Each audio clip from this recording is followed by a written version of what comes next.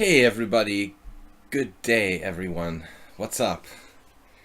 I'm gonna copyright infringe your statement there, Soltigo. What is up, guys? International Master William Paschall. We are starting the subscriber stream as we do here every Thursday on lichess and Twitch. Sledgy on Twitch. My name is Sparklehorse on lichess, but it's just homage to a cool band. Anyway, Divakara, Move 11, Tushar, Acerbate. This is a subscriber stream, so I'm mostly gonna go over games of subscribers. Maybe throw in a blitz, a rapid game or two, if we have a little downtime. Stream should be on now. I'm hoping it is, but I'm not seeing it, so maybe there's something wrong. Why is the stream not on? I'm not seeing it. Why am I not seeing it on Twitch? That's a bad sign.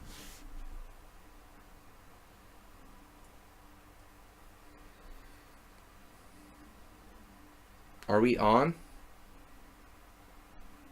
I'm not seeing anything on Twitch. Recent cheer from Rufus and Dupes. Acerbate. Guys, can I get a confirmation? Okay, you have to refresh. I tried refreshing. I'm still not seeing anything. Just a circle. According to my network error, I've got network error. Why do I have network error? That's super weird. You guys see my stream? Maybe my other machine needs to be Windows updated or something that it didn't tell me about. Don't like the look of this. Maybe I won't be able to watch my own stream today. The stream is on, but Twitch says I'm offline. What does that mean? Do you see the stream and hear the stream? It feels like a Twitch problem because my OBS looks good.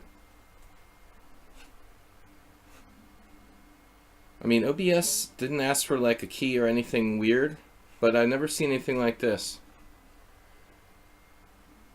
You can't see it too. I can't see it too. Does anybody actually see it?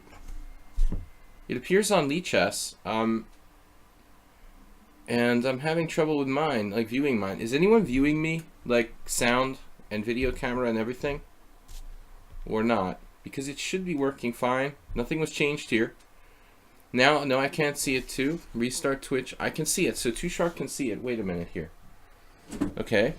I've got 2000 network error, a message now. It says live, but then when I look on the screen, it says 2000 network error. I have no idea what this problem is about. We've got, you guys, all of you is seen by me. Everything seems okay. So I just can't view my own. Report playback issue. What if I try a different player? That's weird. I'm not seeing myself. I can take my word for it that you guys. It's really weird. Maybe it's something with the player. I'm a little late starting today because I had a Windows update which was like sudden and like really unannounced on my other machine. That's why we're like starting 3 minutes late. Maybe I'll just have to maybe I should close the entire window instead of refreshing it or something. Feels like it's an issue with the player.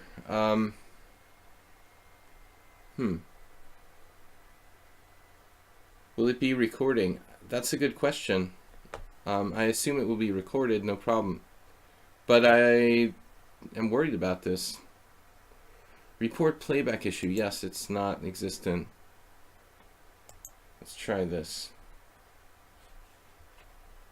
If I switch. Okay, let's take a vote. Who sees the stream and hears it and who doesn't? You guys, actually, I can't tell. Soltigo says, network error occurs to me as well. Refreshing usually fixes. 150,000 views. Gladys Troll, can you see the stream? Because my player isn't working. I've got a network error when I try to view my own stream here, which has never ever happened before. Looks like you see it. Everybody sees it but me. We got everybody saying yay. It says you're online. Now, Diva Kyron says you're online, but I can't see your face. But I mean, you can't see anything.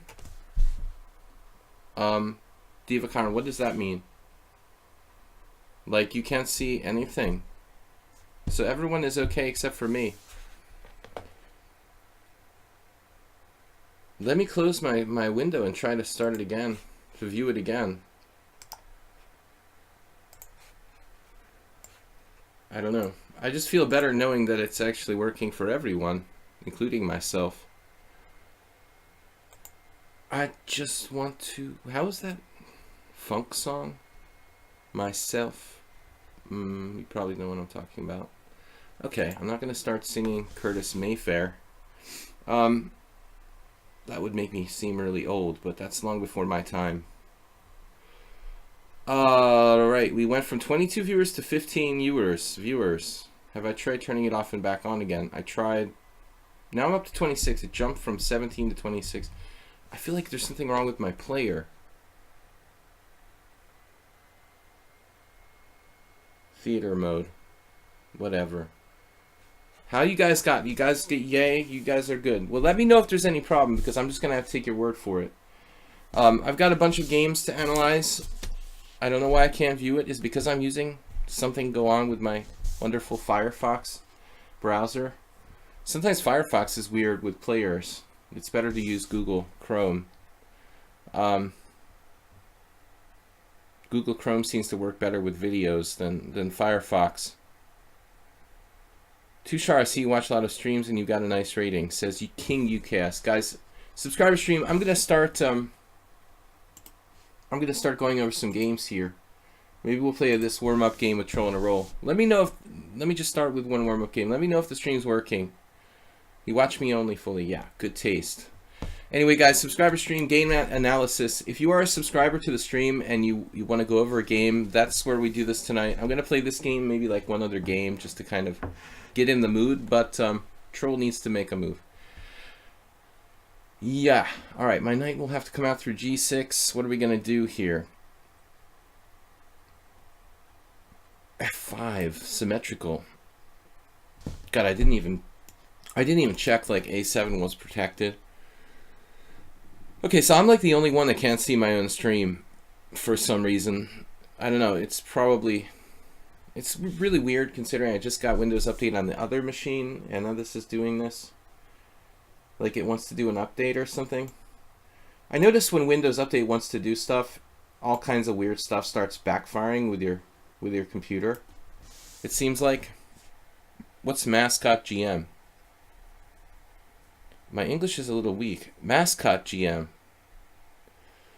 Tushar Kamde is our mascot GM. I guess that's kind of like an unofficial GM. It's not really a commonly used phrase so much. But it's usually like... Uh-oh. Playing for mate, I see. The weak point in the position is pretty apparent at this juncture. Ooh, that's nasty. Maybe I should have thought of that first. Well, I guess we'll have to play B6. There's simply no other option. I mean, I can't let him come into A5 or C5 or whatever. This looks a little ugly. A mascot is like, you know, how to explain it? Don't really have it. You don't really have mascots in football, right? In sports teams, they have like these characters that are sort of like cheerleaders for the team. They're not girls. They're like, you know, it's weird. I mean, they're just like, you know, birds or animals or something like that that represent the team, you know. A logo, representation, very good definition. Soltigo. I said represent, so we were close. Soltigo, obviously, besides being a chef, you are well trained in the English language. Very fluently. So now D4.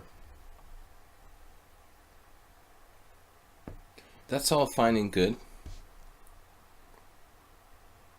I need to get my pizzas out here. Sacrificing a pawn on f5. Nakamura is a mascot?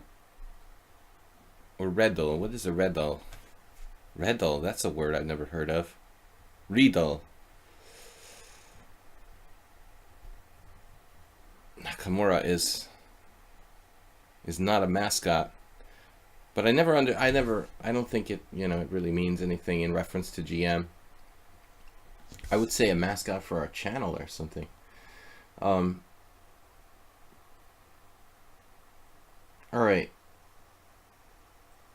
Like the biggest fan of the channel in a way. We could mostly focus on analysis here, but I'm just to kind of get in the chess mood. I'm playing a game. How to get my pieces in the game though. I love this one. F5 still not hanging. He played bishop c2. Obviously he doesn't have any real threats. We could transfer our bishop to the long diagonal. Nothing wrong with that. Kind of like that move. I mean, he's threatening what, knight here. Then I can hit him with knight h4. That could be really good for me. Why are we discussing the mascot thingy? Well, because there's nothing else to discuss. We just got started. I've been playing with computer problems here, and hopefully it doesn't matter that I can't see my own stream. But if you guys can see, that's all that counts. 29 viewers. Let's talk about me. Yeah, you're totally new here. We should definitely focus on the new guy. So, well, I was looking at another subject. If you want to talk about chess, which you might, I was looking at the knight h4, e4. That's kind of sharp. I was leaning toward development here. So, candidates tournament today, there was, now remind me if there was any interesting game. Nothing special that I noticed. Kramnik, Aronian was playing someone. They're all playing someone, but I don't know. Any games that you noticed today, guys, from the candidates tournament that piqued your interest? It didn't seem all that interesting to me. I looked at all 4 positions. I didn't see anything special going on. How to get my knight out here. Probably be good to get my queen in the game. Oh no, Aronian lost to Kramnik? What? Already? Wait a minute. It was just like started. I mean, I saw the position. It was like in the early middle game. Like a little while ago. It was like it was equal or something, or just a tiny bit better for one side. Seriously? Aronian already lost to Kramnik? Maybe that's for the better, because like Kramnik has, I think, a better chance of recovering than Aronian. He has so much more experience. I mean, it's just ridiculous in terms of, playing so much over the years and coming back from bad tournaments, and he doesn't seem quite as liable to like collapse completely psychologically as Aronian. So if either of them has even a 5% chance of finishing in first place, it would be like Kramnik rather than Aronian, who couldn't win a single game the whole tournament. I mean, that's a very bad sign. He just basically 2 draws, Aronian lost, and the games are over. I looked at them like an hour ago. They were all going. That's weird. Fabi is still playing. Okay. Well, every game Fabiano gets closer to the end. What did Mamidarov do? He drew against who? Or what? Mamidarov.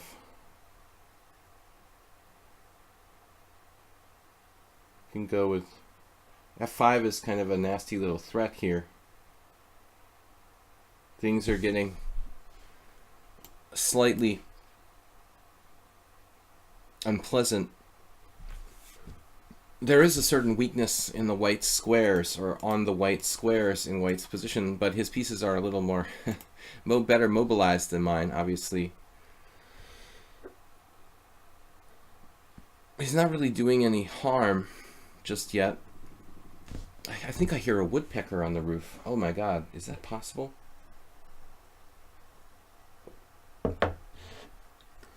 It is possible. You know, in Massachusetts, where I live in the summertime, we have a lot of woodpeckers. Soltigo's not that far away, so he lives in Maine, in the woods. We have a lot of woodpeckers, but I haven't had a woodpecker here inside the city of Budapest woodpecking on my roof before, but it sounded like that. It was like 94. What are we doing? Queen e7 looks like a good idea. The fastest possible way to like lose your queen in one move. I guess we can play h6. I hate my position. There's even c6, as sick as that move looks. I mean, it develops a piece. You're flirting with disaster, but like, man, I don't see anything special for him. All right, you had a blizzard this morning. Gigi Helis. Wow, where are you? I know there's like a storm in the U.S. supposedly, in New York and USA central east coast, north central east coast, but are you in a different country or in the USA?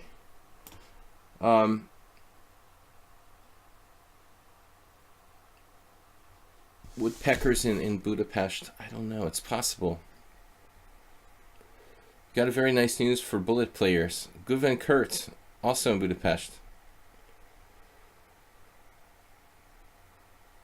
If you sub, you get to play more times on stream and learn from your mistakes. You can also support a really nice guy in his efforts to be a chess streamer and do this full time. Oh, Gigi Hillis is from Katerinburg. Wow.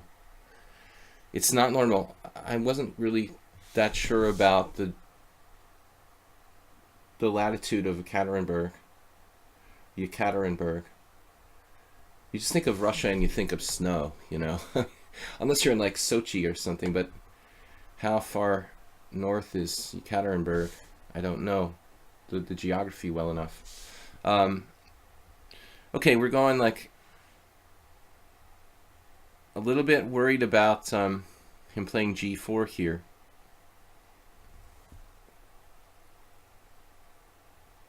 g4, and we're getting kicked out of our lovely white squares. How about over here? Just sort of, it's a surveillance drone. This queen is my surveillance drone. It's like it's gonna just come over here to a4, chilling on the white squares. We've got the Chernyshov. The Chernyshov Queen's Indian going on. Man, this is... Got a Russian opponent. A reference to Konstantin Chernyshov and his knight a6, Queen's Indian. He's always got the structure with the c6, e6. It looks like something like that. Yekaterinburg. It's not northern at all. Okay, it's in the Urals. Like Reprintsev. Do you know Reprintsev? This IM who plays really weird openings. He lived in the US for a while, but I think he's from the Urals somewhere. He used to play the Albin counter gambit and like b3 against the Sicilian. Kinds of weird stuff. Alexander Reprintsev. Good idea, Troll. Troll is going into hiding back there. I'm wondering how permanent our control of the white squares really is here. I'm getting a little bit concerned. I've got to make sure he doesn't play c4 favorably and get the rest of my pieces developed. Man, how do I get my pieces out without something bad happening here? Eventually he'll get some white square control. Look at that square. Boing. It's not a fork. My king is just sitting there on d8. I don't know. It's not normal. Well, I almost have mate in one with queen f5. But he can put a knight on d3. Never seen me laugh so hard. Yeah, it feels good. Like somebody said I was angry. Bob said I was angry, but I was playing in the tournament on Tuesday. I get more angry when I'm being competitive. Hey, what's up? Nabil Kassan. Okay, I know your only stupid names left. Here's the list: Nefridov, Santa Claus, Gaudaman, Acerbate. Only stupid names left. Who else? Tushar, did you send me a game to analyze? And when did you send it, if you did? So I can search through my messages and get an approximate idea of when that was. I'm getting a little bit worried here about something in particular. And I'm having hallucinations too. Okay. What a maneuver. Let's just hope I don't get checked. Yeah, that's true. You have that. All right. I know you're headed for c4. That's a juicy push, isn't it? But I'm right there with you. Flexing our muscles on the white squares. It's a very strange game here.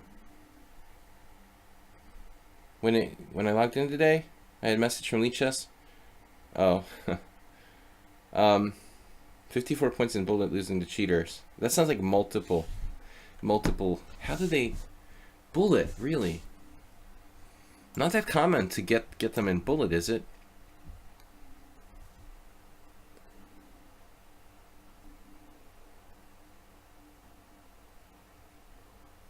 So far, Troll on a roll, staying out of trouble.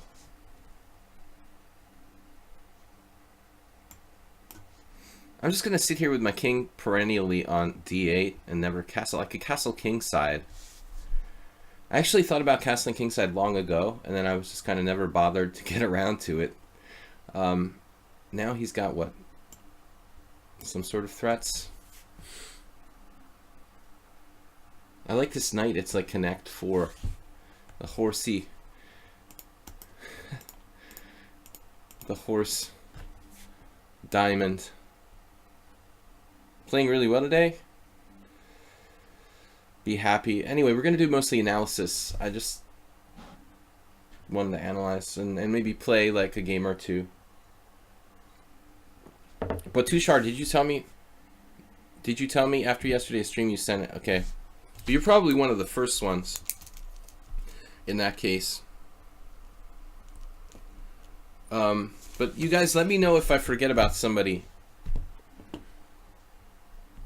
If I forget one of the subscribers sending a game to analyze. Right now I've got Nefridov, Rabbit Chess, Santa Claus, Gaudaman, Acerbate. Only stupid names left. It's like he dropped a piece.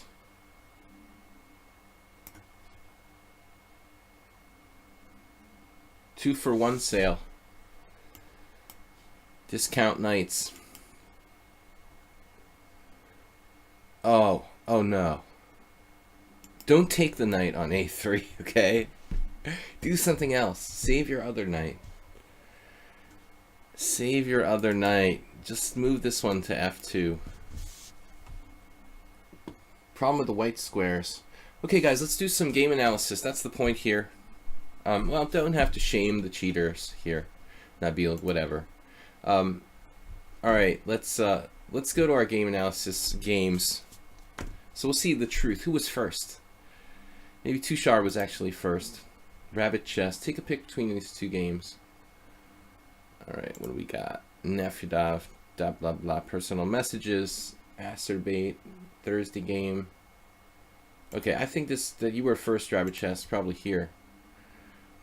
So I get to pick between two games: Vienna game, Vienna Gambit, where Rabbit Chess is white, and then the English opening, symmetrical. Boring.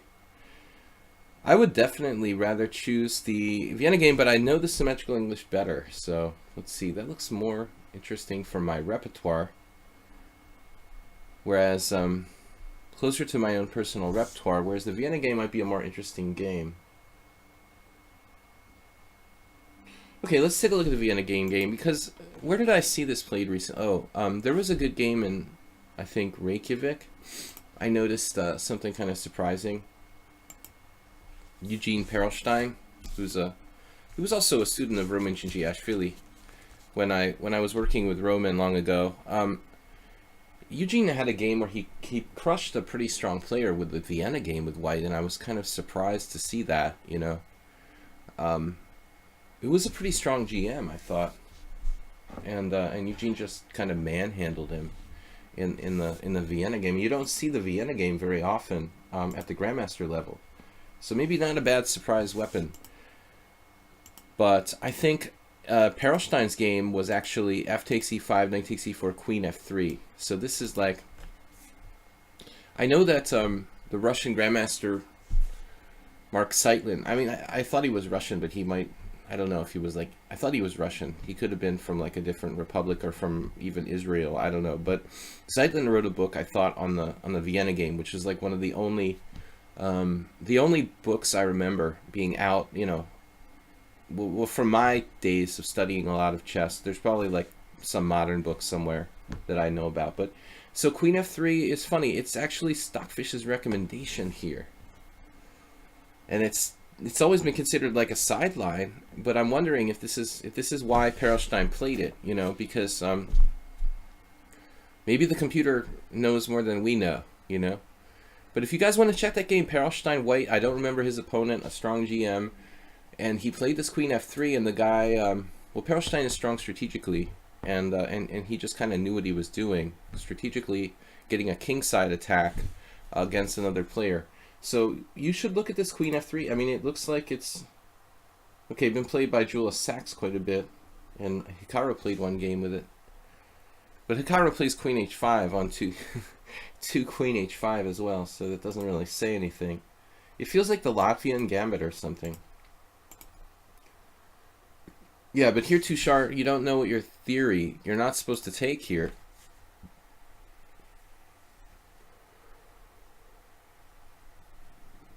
It's funny, I heard the woodpecker again. It could be a woodpecker. I live across the street from the city park, and there's a huge construction, a kind of Govan Kurt, you're living here in Budapest too, if you're still watching. There's a huge construction going on. I mean, who knows? Maybe they displaced some woodpeckers or something, and now they moved into my building. Knight takes e4, though. This is never played, but maybe it's not that bad. Now, this is the kind of move that, like, you know, a beginner would make automatically. It's there. It's a natural capture. Why not do it? You know, you had the first move, and it's probably not that bad. That's the other thing going for it. So if we look in ChessBase or something, this move was probably played like 100 times in some Scholastic tournaments or something. But this is a master limited database to 2200 above for both players. That's why there's no games with this move. But again, like the knight f3 is the main line, and then Perelstein's, well, whoever invented this 100 years ago, queen f3 is apparently a decent move. I don't trust that Stockfish says queen f3, because Stockfish, after 1 minute analysis, says queen f3 is the best move. I don't think that necessarily will hold up, but anyway, it looks like it's fully playable, enough for Eugene to play it. So anyway, knight takes e4, d takes e4, queen e2, going for the pawn. But I mean, doesn't he have like queen d4 here, or queen d5? Queen d5 would meet the check on b5. So I think you concretely, you know, got a kind of substandard position here. You need to play directly. Queen h4 check is not an immediate threat, but I mean, I think that the best move is d4, establishing a strong center, and then black has nothing better than to take, and then you take, like, developing your pieces. But your pawn on e5 looks, the pawn on e5 just looks bad, you know. So white is compensated for the pawn on e5 with some development lead, but it looks like objectively black is probably better. There's already a piece off the board, which helps black here. Don't do this again. We're a loser. Hello, dear subscribers. Hello, we're a loser. Nabil has a game against Peshka.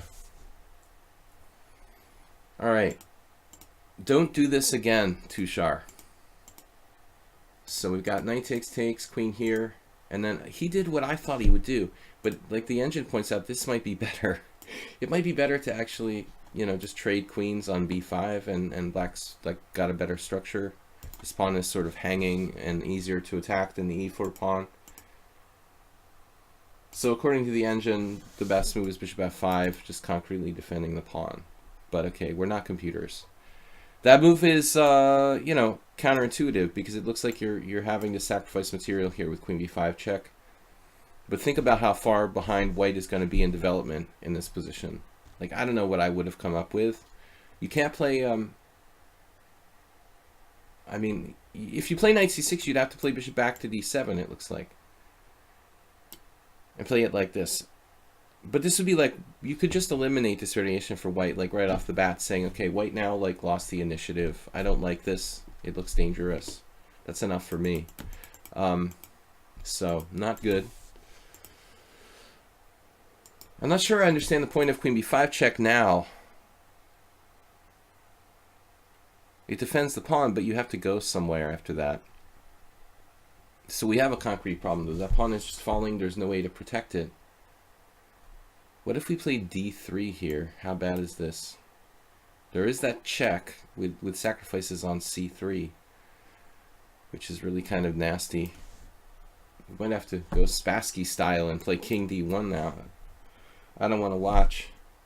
No, this doesn't look good. So apparently the best bet is to just be a pawn down after queen takes e5. I mean, what can you do? d4. Be a pawn down with a good center. I don't know. It doesn't look good. Yuck. But that's what the computer says. If you guys prefer me to analyze the game without the stockfish turned on, that's just, you know, go ahead and say the word, and we'll analyze it without the computer. But I like to kind of let the truth, you know, be there. It's like the X-Files. I don't know. I try not to look at the engine constantly and let it influence my thoughts too much. But when there's tactical positions, I don't want to deny reality. So Tushar is facing a very bad uphill struggle here. He's now just a clear pawn down with zero compensation. I think not trading queens would be, you know, the optimal, but at this point he's not only like down a pawn, I mean black's development is much faster. So he's down a pawn with further disadvantages. You know, maybe he actually should trade queens. Now the development problem's been solved to some extent. I guess black had, you know, better developing moves. He could have played even this, for example. Or does that loses the pawn on e4? Maybe that's not optimal to lose the pawn back. But you could play like this, it looks like. Develop and still not lose the pawn back and just dominate. Forget the past. Today's a stream dedicated to subscribers. I didn't see Forget the Past out there. Can we play a game? Yeah, no, not today. We're just doing a subscriber stream. Tomorrow, I am in the morning taking open challenges. Friday, 10 a.m. CET here. Everybody can play. But no, this is a really ugly position. So I don't know. But you're pawn down. Some hope, I guess, here. Breaking a structure. This is essential. You'll never, ever survive this game without destroying the pawn on e4. Now, I would passing thought to to just castling or something, but I don't see that. Yeah, at this point, it looks like he has knight b4, doesn't he? But you have bishop b5 check, c6, bishop back to a4, kind of maintaining your balance. Man, the woodpecker is seriously there. It's seriously a woodpecker. I know the sound from the US. Yeah, this defends. Bishop a4 check. Oh, you even have another counter knight move like knight b5. I thought this would be enough, but it's not really that clear because he can play bishop d7. And then, well, how bad is this? Maybe pretty bad. If you castle, there's bishop c5 with check. Black's a pawn up. Maybe taking the second pawn on c2. It just looks, it's really bad. So he could have played knight b4. This would be knight b4, knight b5, probably bishop d6 or something. Maybe not that bad. You're lucky you're still alive here at this point. Okay, you need to develop, but somehow bishop g5, I'm not sure what it does. You just prevent him from castling queenside.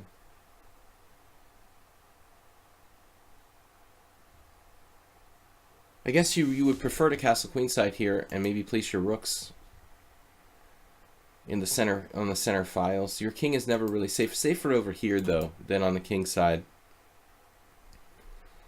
So I agree with developing like the queen's bishop. Maybe you provoke the weakness. I don't know. This is good. And this is good. So now slowly he's starting to mess this up. He's got the pawn up, but he's now going to lose one of his bishop pair. And your knight also has the threat of coming here. But most importantly, you're knocking out one of his two bishops. And just having the bishop pair should give you like half a pawn compensation. Now, in addition to that, his structure is broken. You know, I try to teach chess in a way that is like accumulation of advantages style. If we take the position and analyze, the evaluation is what counts. You know, we evaluate the position, then we come up with a plan, how to exploit, you know, or take advantage of the features of the position. And now, if you add up the little advantages, I mean, now white is down a pawn, but he has two bishops. He has a perfect structure. Black has weakness, weakness, weakness, weakness over here, like lots of pawn moves, unnecessary pawn moves, isolated pawn on d6. We're kind of at this point, I don't even think that white is even worse, even though he's down a pawn. I should have gone for the English opening game. No, I like this. King e7, king b1. King b1 strikes me as a little bit passive. I like b3 for a couple of reasons. I want to put the king on a more advanced square, more central square where you can access the center in the endgame. But also, I have to say that we have the dark square bishop, he doesn't, and I think we want to start playing for the dark squares. Maybe bringing the king up to a dark square where it's safe. It also takes away the c4 point. So I don't know what the computer thinks, saying like rook e1, but I like b3 and the idea of maybe playing king b2. And then doubling on the d file. Okay, I don't want to take forever on every game. We need to kind of move along. Rook e1. I'm not really sure. Do we have anything on this file here? He's gaining time. This move is a travesty to have to go back. I mean, I can see that you don't really want to block your rook in a way, but still.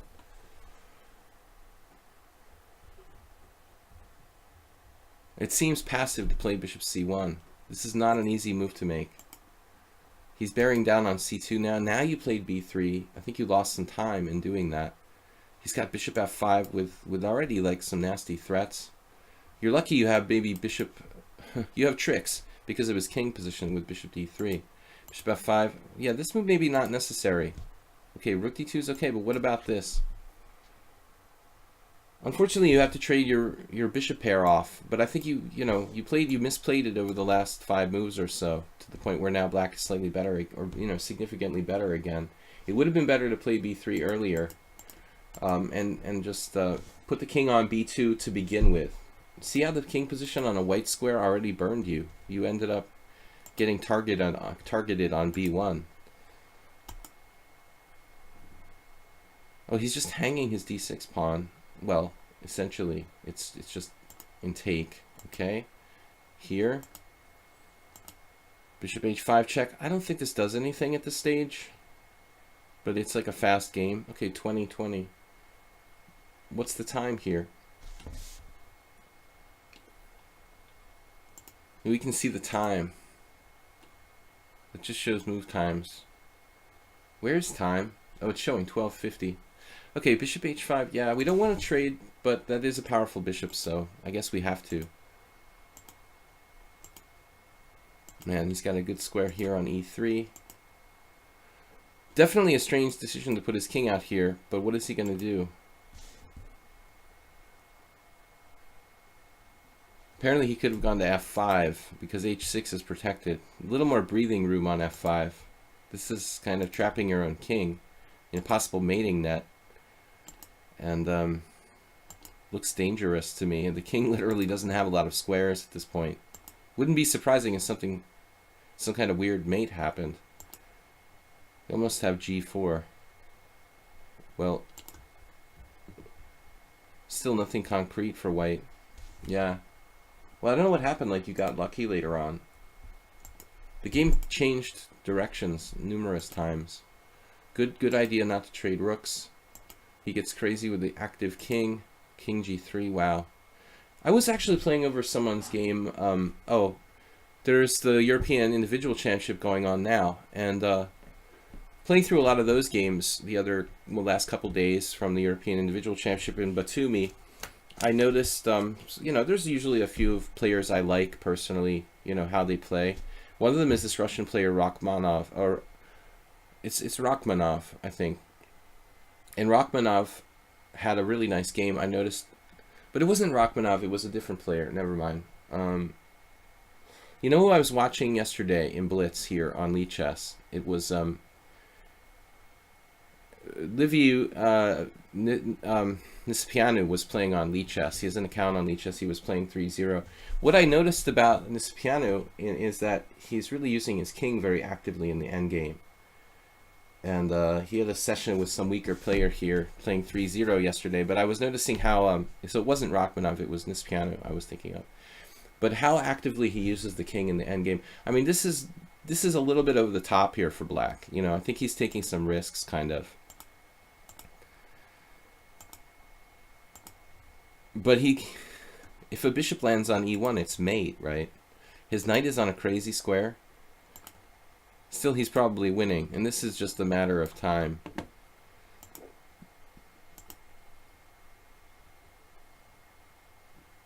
You know this is going to happen. The accident waiting to happen. And now rook takes d4, right? Oh, you didn't play it.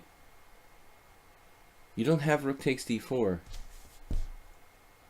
It's just not that strong because of king f2. That's perverted. He has king f2 in this position. And black's still winning. So Tushar restrained himself. But it was sad. I wanted the bishop to migrate to e1. You can maybe analyze our simul game from Sunday. Clash Kid, I'll put you on the list. I got a challenge from Alekine's Gun, but I'm not taking random challenges. We're just doing game analysis now. Man, I thought you were going to mate him with bishop e1. No, there's another direction. Oh my god. You're winning because of this?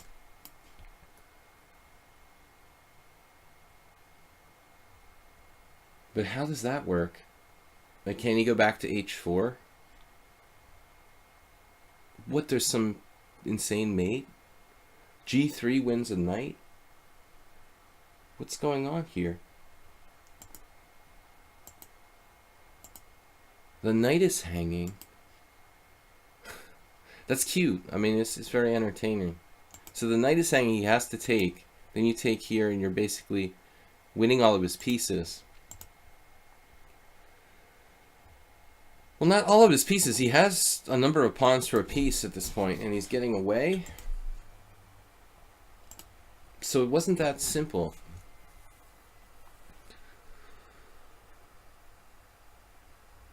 Rook g2 check. Why not king e5? Because rook g2 check, king f5. I meant rook e5 check, king somewhere. And then we eat his connected pass pawns. So he has to play rook g2 check, king h4. He can't play king f5 because he just loses the connectors. I mean, if he loses his connectors, there's no way he's surviving. He has to play this move, apparently. But this wouldn't have been easy for you, you know, in a short time control. Maybe you can blockade. Still, he has two connected, and you're not mating him by force. So anyway, Tushar, it was entertaining though. You got a massive advantage. Now you're up a piece, and he didn't get away. But it looks like this let him back in the game to some extent, and then he could have played h4. You know, you gotta move. You gotta move with those pawns when you get a chance. Plus, it gives him a flight square for his king. He didn't do it, and he's still in the box. Now it's mate in 8, apparently. Not easy to find it. Threatening mate in 1, but he has this. It's still not mate. It's still kind of dangerous. But I guess you just got rid of his most important pawn, basically. And now it's like easy to win. However, you don't have to mate him. You're just winning. Okay, good game. As far as not a good game, like very well played, but good game for us to analyze. It was an interesting opening where you went wrong. Now there's this end game. It showed, like, you know, good chances to save a really lost position. But the guy played crazy recklessly. I mean, it's important to centralize your king, like I was saying about Nisipianu, but my theory about endgames kind of fits with this because basically I think that endgames are very dependent on how many pieces are on the board as far as centralizing your king. If it's like 3 pieces, I think it depends on how many heavy pieces are on the board. If there's more than one heavy piece, then the king is usually not safe, like centralizing. This is one of those situations. There were double rooks. You know, if there were just one rook and a knight against the bishop or something like that, you know, it would be fine. But the 2 rooks or rook and queen, you can't go walking around with your king in the middle of the board. All right, next game, I'm going to take a look at Nefedov. Nefedov, where are you? Where is Nefedov? Where is this? I think I lost it. Where's Nefedov? I don't know. He's got messages there, but that was a private conversation about other stuff. Where is my... Let's just... Why can't I see? Let's go to my account. We'll go to messages.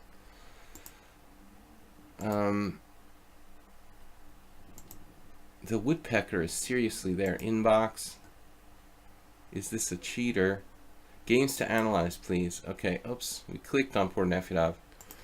I can't believe we have a... It's so cool that there's a woodpecker on the roof. Games to analyze, please. I know I already sent one of these games, but I wanted to make it easier to find. Number 1, short one. The Morosi bind. It's like Italian. Before this game, I played only one Morosi bind against this opponent. And then there's another game, our favorite opening, the London system. Longer game as opponent didn't want to resign until the end. Not a bad game against one of the stream's regulars. Ayesta, huh? Haven't seen Ayesta recently. He wasn't here for the tournament on Tuesday. Clash Kid didn't like the Queen E2 at the beginning. Yeah, I think he made the situation worse. After knight takes e4, f takes e4, he needs to play d4 there and just settle for trying to equalize. No, it's not good. It's not good to take on e4. Tushar caught just not knowing the opening, really. What are we going to do here? The London system? Okay, let's see what Nefedov did in a London system. Or what's the other one? Accelerated Dragon. He's playing white in a Marazzi. It's not a real Marazzi. He didn't actually play c4. It's just like an accelerated dragon. Okay, let's do that game. The London system is so boring. Oh, actually, so Nefedov is white. Anyway, I'm kind of pretty expert in the black side with accelerated dragon. But I think you should try that Queen F3 variation. Tushar. So anyway, just for the edification of Mr. Nefedov, this is the Marazzi bind. This is apparently the Morosi bind, which is a different kind of bind. It's not really a bind. It's weird that Nefedov would use this move order. I don't remember him doing that against me. So Mellow Mood Dude is 1906. Okay, there's nothing really terrible about Bishop E2, probably. Bishop G7, Bishop E3. Here at this point, I'm starting to look for Queen B6. I mean, this looks like a weird individual or original possibility. There's a funny variation, though. Knight takes C6, Queen takes B2, Bishop D4, Bishop takes D4, and now Queen takes d4, but this is not mate.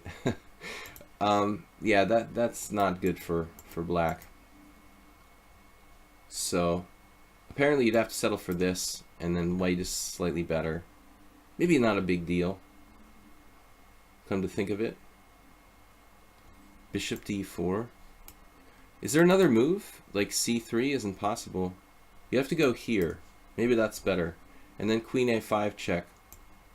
Doesn't really help black. Might be better off just going home and then asking white what he's doing about this pawn on b2. But it's not a great improvement for black, I think. So queen b6 is not a refutation or really independently useful. Okay, so Mellow Mood Dude is not being mellow here. He's basically trying to call white out for this funky move order. This is anything but mellow. This is a direct attempt to stop white, you know, to equalize the game. In some situations, white might have bishop b5, but I'm skeptical because white has already moved his bishop. Now, strangely enough, guys, look at the score here. 7 wins or 6 wins. What is it, like 5 wins and 2 draws? 6 wins and 2 draws? And Engine is calling it dead equal.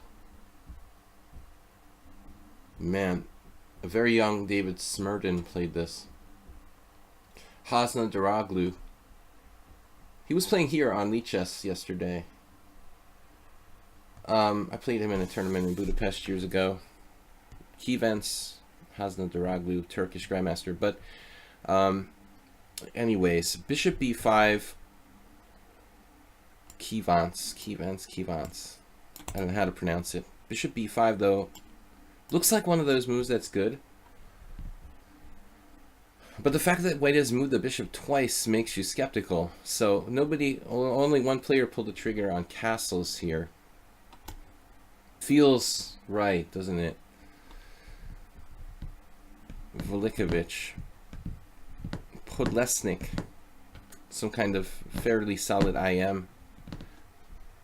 Wow, so bishop takes c6, b takes c6, and this is all, it's all kind of suspicious. Podlesnik won, but what's the truth here? E takes d5, e6. This guy, that's the best he's got, is e6. There's no knight takes d5.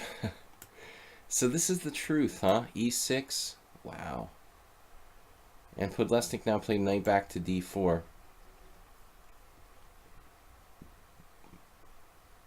You know, just to know the truth about this is important. You know, we could talk just about concrete variations that happen in this game, but I think this is important.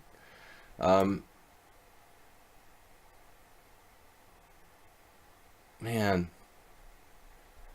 you know, this is like a position where I probably wouldn't have found the right move for black. I would have recaptured like this guy did as well, probably.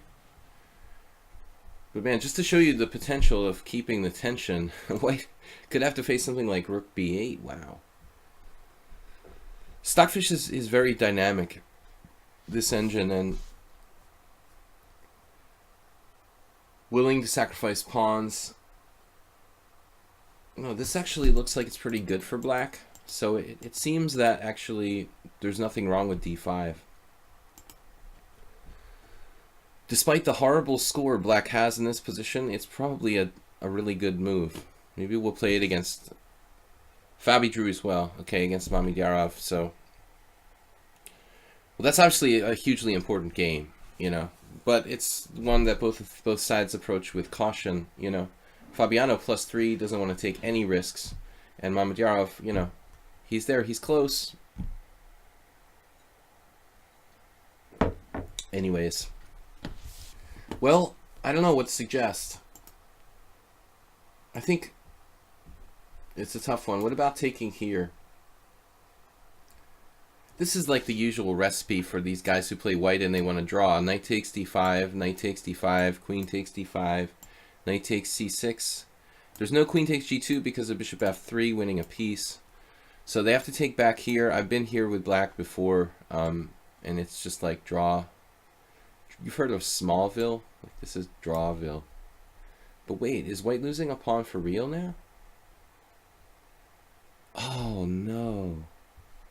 Castles, bishop takes b2, rook b1, and then there's that small problem.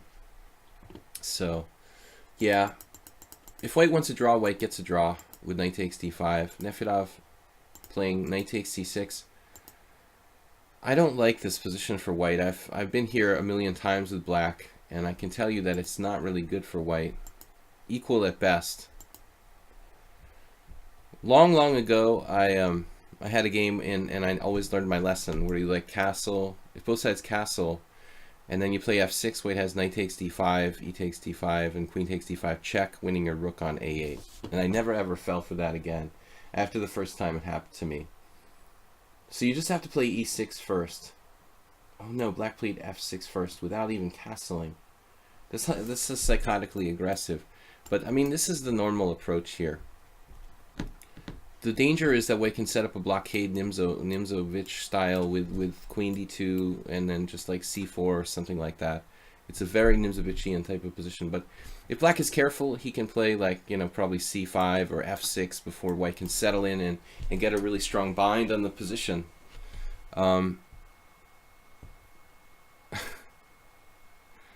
Poor Ding, you know, people will start making fun of him for drawing all his games. But, you know, like in December, I played in a closed tournament where I drew my first 4 games. And as soon as one of the arbiters made a comment about it, like it got to me and I started to feel like bad about it. And I went in, I like freaked out and lost my 5th game. So, you know, Maurice Ashley should, you know, probably like just chill on that. It's really hard to play in a tournament at this level. Just let the guy play chess. It's the same thing with Geary a few years ago. Everyone made fun of all the draws, but it's an extremely difficult tournament. It's totally respectable to have like draws in all those games. F6, knight takes d5, stacking a piece immediately. Nefedov freaks out with knight takes d5. Wow. It's not very Nefedovian to play this. This looks like absolutely speculative. What's the idea? Like knight takes d5, e takes d5, queen takes d5, rook b8. Wow, apparently it's good though.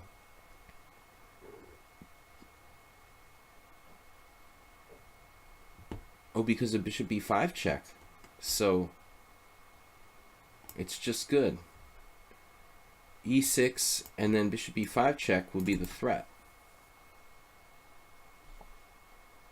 Black's just losing the piece back. Wow, so this is a crazy combination. Knight, is there anything that black can do? Now, okay, he's not actually threatening anything, so he can calmly take on e5. This is the refutation of the refutation. If we can't do A, we have to do B. We set out to undermine white's center, you know. Luckily for black, this is okay. It looks like it's okay. He doesn't have any problems.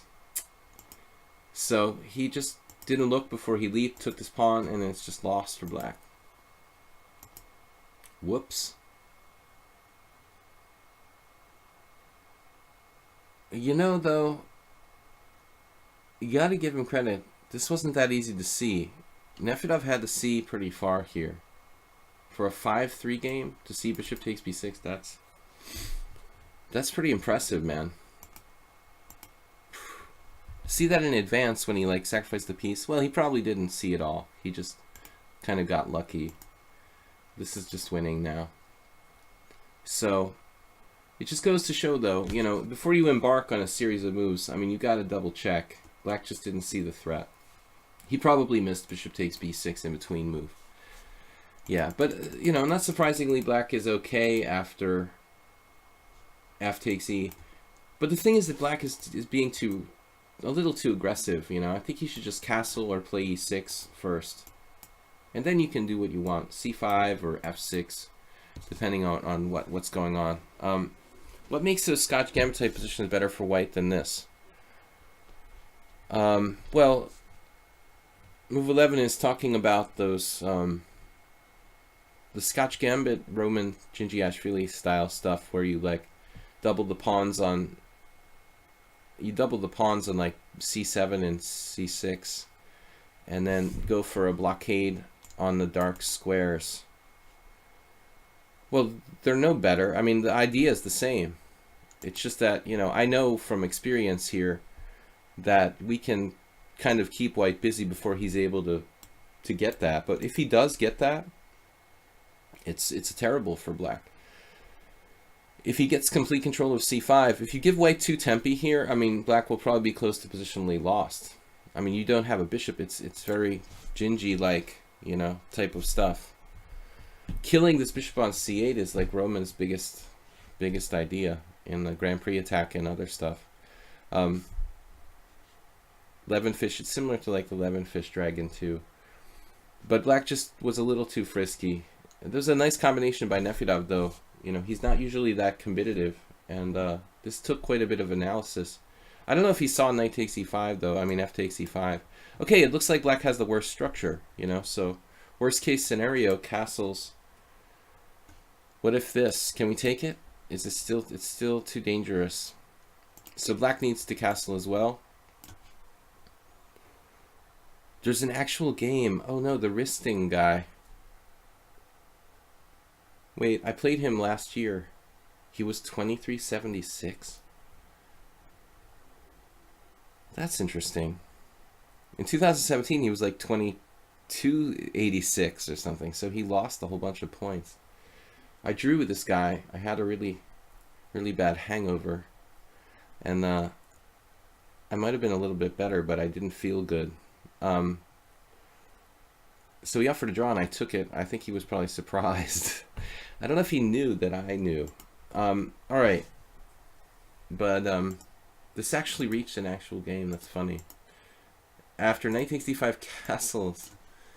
That's insane. c3, king h8, and knight b4. And now, okay, the white king, you know, could still get in trouble on this diagonal. So it looks like black's dynamic enough to compensate for the structural problem. Okay, got Soltigo Clash Game. Yeah, Clash Game. Clash Kid. Clash Kid is at the bottom of the list now. A draw with the hangover. I felt really good. No, the thing was about that game that I felt really good when the game started in the morning. And I was like, cool, I'm just ready to go. I feel fully energized. I'm good. You know, let's just play. And I even played something really aggressive. But then, like, after 4 hours or 3 hours, maybe 3 hours, I felt completely different. I felt like horrible. And like when he offered the draw, I was like, damn, I'm probably a little bit better here. But speaking of draws, I had like 8 draws in that tournament. All right, let's go back to the next game now. Nice miniature by, well, we can see how it finished. Nice miniature by Nefedov though. Did we see the end? Check, check here. Takes. This is all forced. He's just up, you know, what, several pawns with king safety here. So, man, this is brutal. I don't think I would even, well, he's got bishop c4, yeah. But I would probably just, you know, develop my last piece at this point. He wants really badly to like checkmate black, but the fact of the matter is black has queen e8, so we're going to need rook d1, rook d8 to probably force massive win of material. Now bishop c4 is prevented, but black has this slight back rank problem, so that's game. Okay, guys. Next game is Santa Claus. Santa Claus I did not see here today. Santa Claus game. This is a crazy, like, it looks like just a, not like, you know, he didn't send it in because it's a really great game, maybe a really crazy game, because it looks like both sides made a lot of mistakes. Let me see if my Twitch is working now. I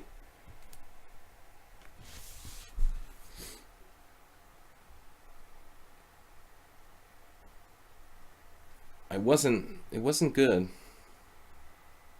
I don't know what's wrong with my player, basically.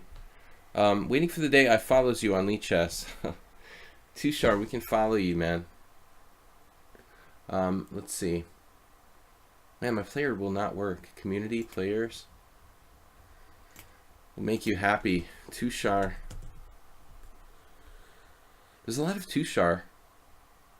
Wait, I know you're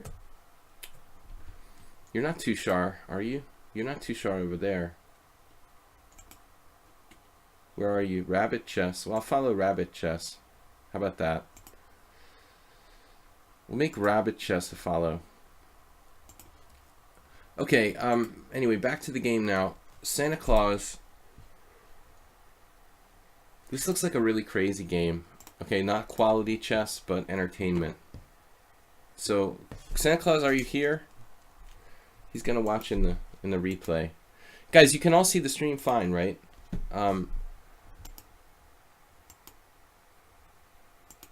So it's like, this is probably, Santa Claus plays black. He's a Serbian guy who follows the stream.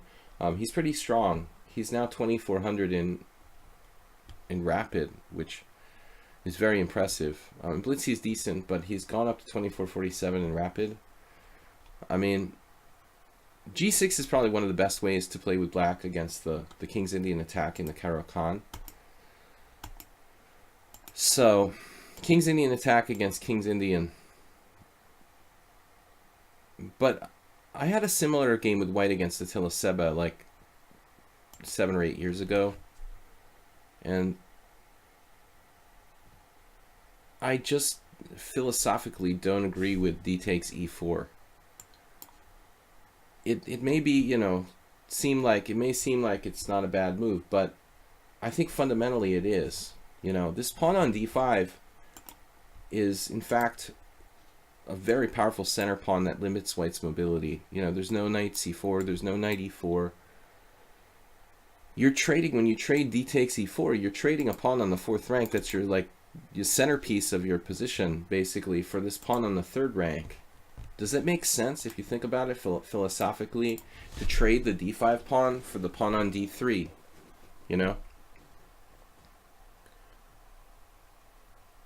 Okay, this is a blitz game. This is 10-0. You earn some respect. I really, you know, I don't follow everybody. I mean, I just follow mostly the people who take lessons and stuff that I really have to follow. So don't take it personally if I'm not following you. Most of the guys on the stream here, I'm not following. We've got our moderator, a few personal friends and stuff. D takes e4. I don't like this move. Seba did this against me as well. In a very similar position, he got in trouble. So I think this is a subtle mistake.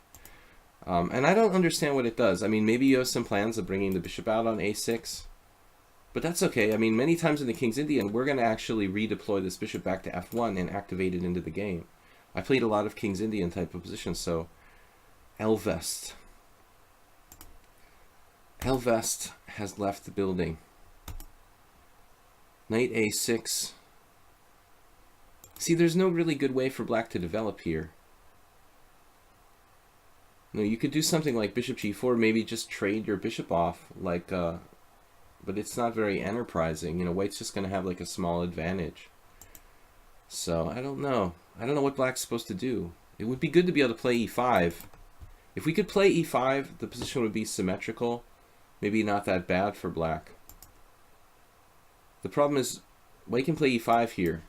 Study Fischer games, study Petrosian games. If you want to understand, I did a series for chess lecture this summer on Petrosian on the King's Indian attack, and I learned a lot just like studying all of Petrosian's games in the King's Indian attack. I mean, the guy was a great King's Indian player, and he was also playing it a lot with white, and then Fischer as well.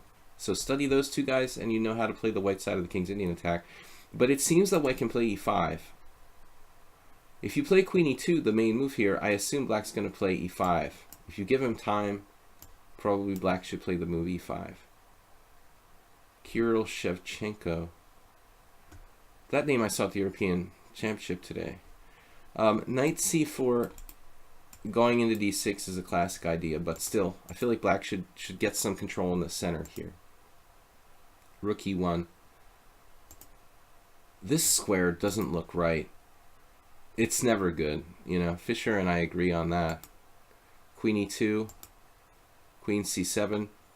Basically, I feel like Santa Claus is just marking time, but we need to play e5 because we stop black from playing e5. This is too robotic here, what Fleetwood Mac did. He needs to call the question, you know. He's saying, it's time. There's not going to be any e5 for you. Now you just like live forever with a spatial disadvantage. Then you can do what you want, maybe h3. We'll see. So I think this was a serious moment where White just played he just played a lazy move with h3. Black should play e5, and he's probably not that bad. I don't know, rook d8. It's more usual to play something like e5, rook e8, bishop f8, and then try to activate your dark square bishop back on that diagonal or something like that. It's basically a King's Indian against the King's Indian now, but Santa Claus is like a Caro-Kann player. He doesn't play the King's Indian probably, so he doesn't really know what to do. This looks really weird. Now White is sort of playing like it's I don't know. He doesn't want to consider this move e5. He needs to go for e5. Finally e5. Black's alright. Like, you're gonna force me, I'm gonna like get some control of the center. This is a atrocious move. Like, it's strategically atrocious. You can't pretend like the white side of the King's Indian attack, it's like a, I don't know, Mar del Plata variation or something. There's an open file. It's a pretty quiet position, really, compared to like closed variations of the King's Indian. We can't do a pawn storm here, you know. You have to be very, very wary about the f4 square. I would never play this move in like a million years. It's kind of like when Nigel Short made fun of Aronian the other day for playing g4. It's a move of the same magnitude. It's a positional mistake of the same magnitude that Aronian made against Caruana in their epic clash. Just weakening the f4 square. I really wish you good luck, you know, if black gets a knight in, like bing, bing, bing, bing. It's like the bell starts ringing and a knight lands on f4, and there's just like this catastrophe of like dark squares around the white position. It's over, you know. So g4 is awful. Bishop e6, again, I think we should be looking for maybe maneuvering a knight through e6. Black has a little bit of consolidation to worry about. His knight is also bad, so his position isn't so perfect. Computer here suggests h5. That's an option. I'm not sure if I would have played it, but it looks like it's playable. Again, you could just do something like this, though, I think, with the idea of here and here. Maybe it's not that easy to exploit this, but the idea is to focus on f4. So bishop e6, b3, and that's actually good for white to control the c4 square and play bishop b2 and start putting pressure on e5. And now, like, you know, this is where Santa Claus just gets absolutely random.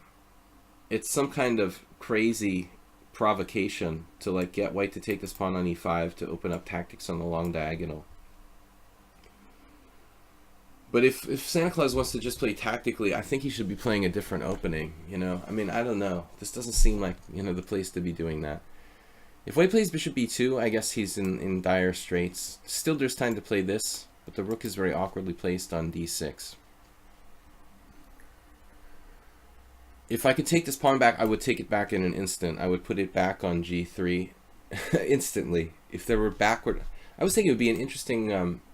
totally on another subject, guys. Tell me what you think of my idea.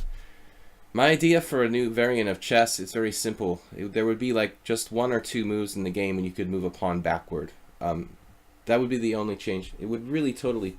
It would totally mess up the game, though, I guess. It'd be really bizarre. Just have one or two times you could move a pawn backwards during the game, like a special rule.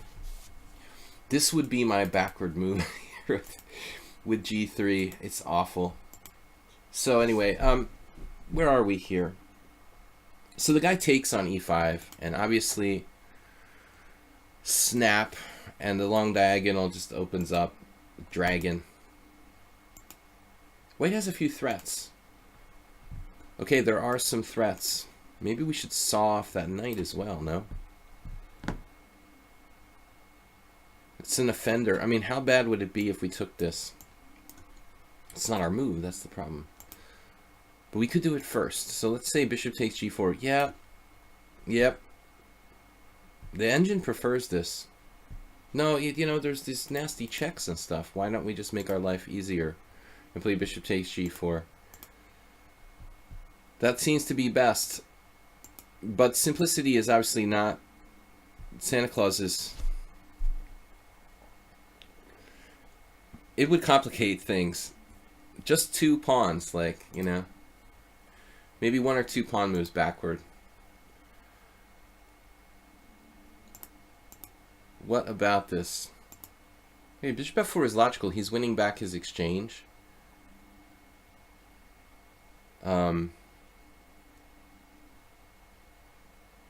What's the material now? Just a bad structure for white, I guess. I'm surprised that the engine thinks white's so much worse, like 0.6 at this point.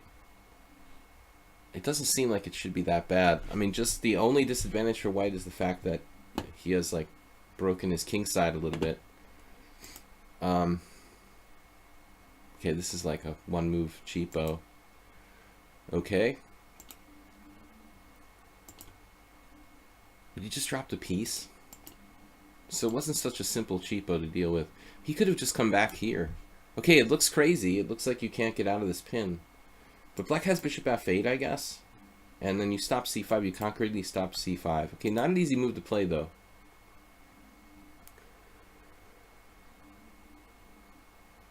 But why can't we saw this off again? Damn, dude. I mean, that knight is just lurking over us like the hammer of doom. I mean, why don't we just trade it off? Santa Claus, it would have been, life would have been so much easier if we had done that. Now queen takes g4, and you've got a massive number of defenses. Now your queen d7 is okay. Queen takes g4, now you can play this, and you're just slightly better, I guess. So this was a crazy game, though. I'm not going to take forever trying to understand everything that happened here. Black blundered, he went here, and then there was this, and now you're down, what, 2 pieces for a rook?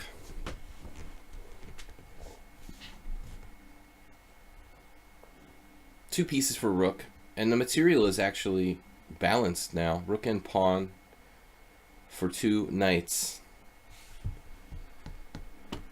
Rook and pawn for 2 knights, but I lost to Tushar.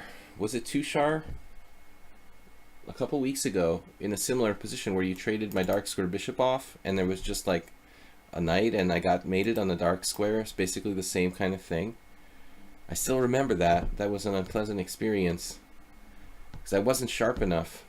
Okay, e5, it's not a bad move. Check. The problem is he is dropping this pawn on h3. I mean, that's probably for real. I don't understand how... Okay, Santa Claus plays fast, but I can't understand rejecting this pawn here. He doesn't take on h3. I mean, I don't know. He didn't see that he's staying protected with his rook on d3. I don't know. It's so weird. Oh, he did take. Okay, I thought he didn't take. He did take. And this was like a spastic move. What? This turns out to be best. Wow. The rook is almost trapped, huh? I mean, I guess you could put it here. I mean, couldn't you play like rook there? Oh, no. Okay, but we can sack our queen with bishop takes d3, rook takes queen, bishop takes queen. Very bad coordination here. It's possible white is like losing because of lack of coordination. This looks awkward. Look at these pieces like clustered. I don't even want to think about it. With this pawn coming down here and the queen and the pieces better coordinated, black is clearly better. Yeah, so Santa Claus just bamboozled him. Apparently this was like a massive blunder.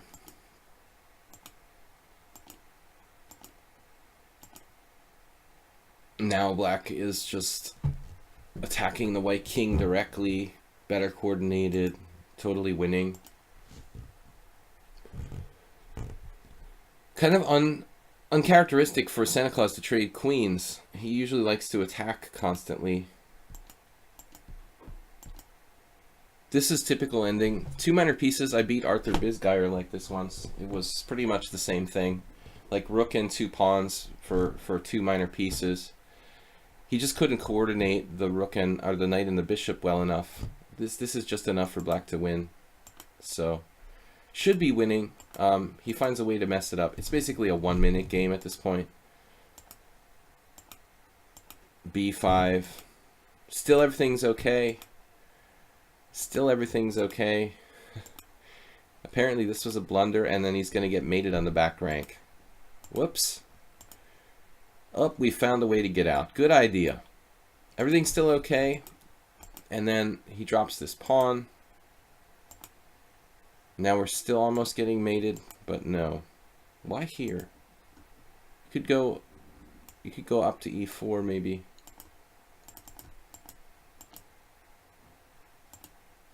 Oh no, so this drops, and now black's winning. Black was winning. Rook takes, this is winning. Okay. He goes on to win from here on. I think I've lost my focus on this game. I can't watch anymore. It's too random.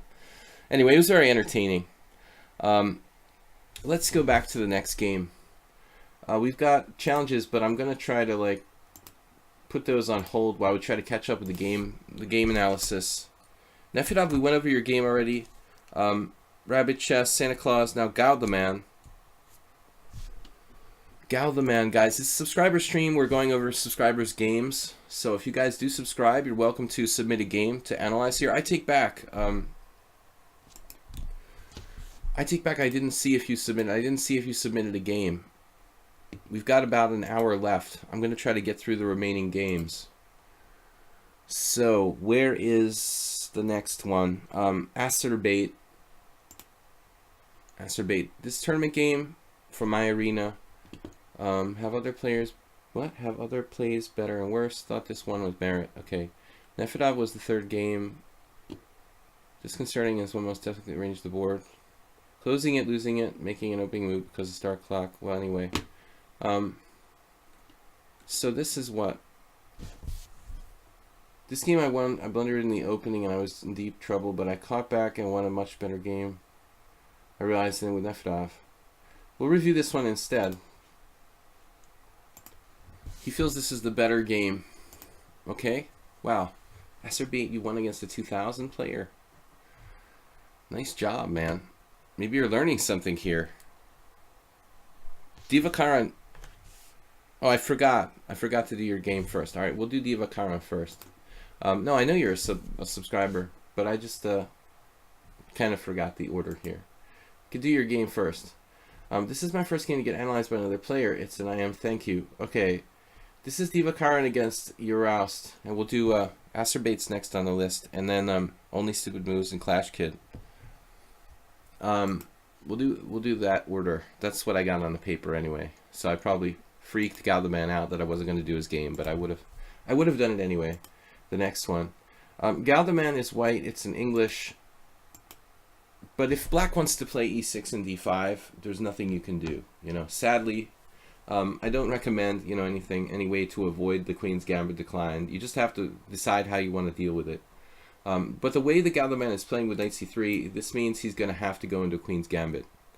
If you want to play, you know, knight f3, you can play Reti without playing d4. That's how I normally play these days. This is fine. You know, it's very much in the same style of like well, you have to like to play g3, but if you play the English, oftentimes players like to play g3 anyway. So once you play this, you're committed to playing d4, basically. That's my big lecture here. You can play c takes d5. He plays the exchange variation. Is there any disadvantage in such an early exchange here on d5? Probably not. I mean, I'm sure there are small... You know, there's small differences. My personal opinion is that people who play the white side of the Queen's Gambit should learn both how to play the Queen's Gambit exchange variation, as well as the main lines. You're making this exchange very early. I mean, typically what would happen in the queen's gambit would be, you know, like d4, d5, knight c3, knight f6, and then maybe like, maybe c takes d here. Also, you could maybe play it next move, but you will get these Kramnik type of players, you know, who do knight takes d5. So Kramnik's playing a system similar to this now in the candidates, actually. So you play the early exchange, though. There might be some small differences in the possibilities that black has at his disposal. It's interesting here, the computer is suggesting bishop f5 for black. I don't know anything about this exact position, but I would be concerned that if this is good, then we have a problem with the move order.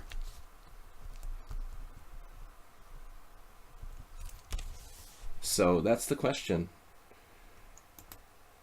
I'm surprised how few games there are. You know, nobody really tried to put the question to this move order. You got a couple Bezgadov games, Nezevich, these are old games, Sahovic from 1979.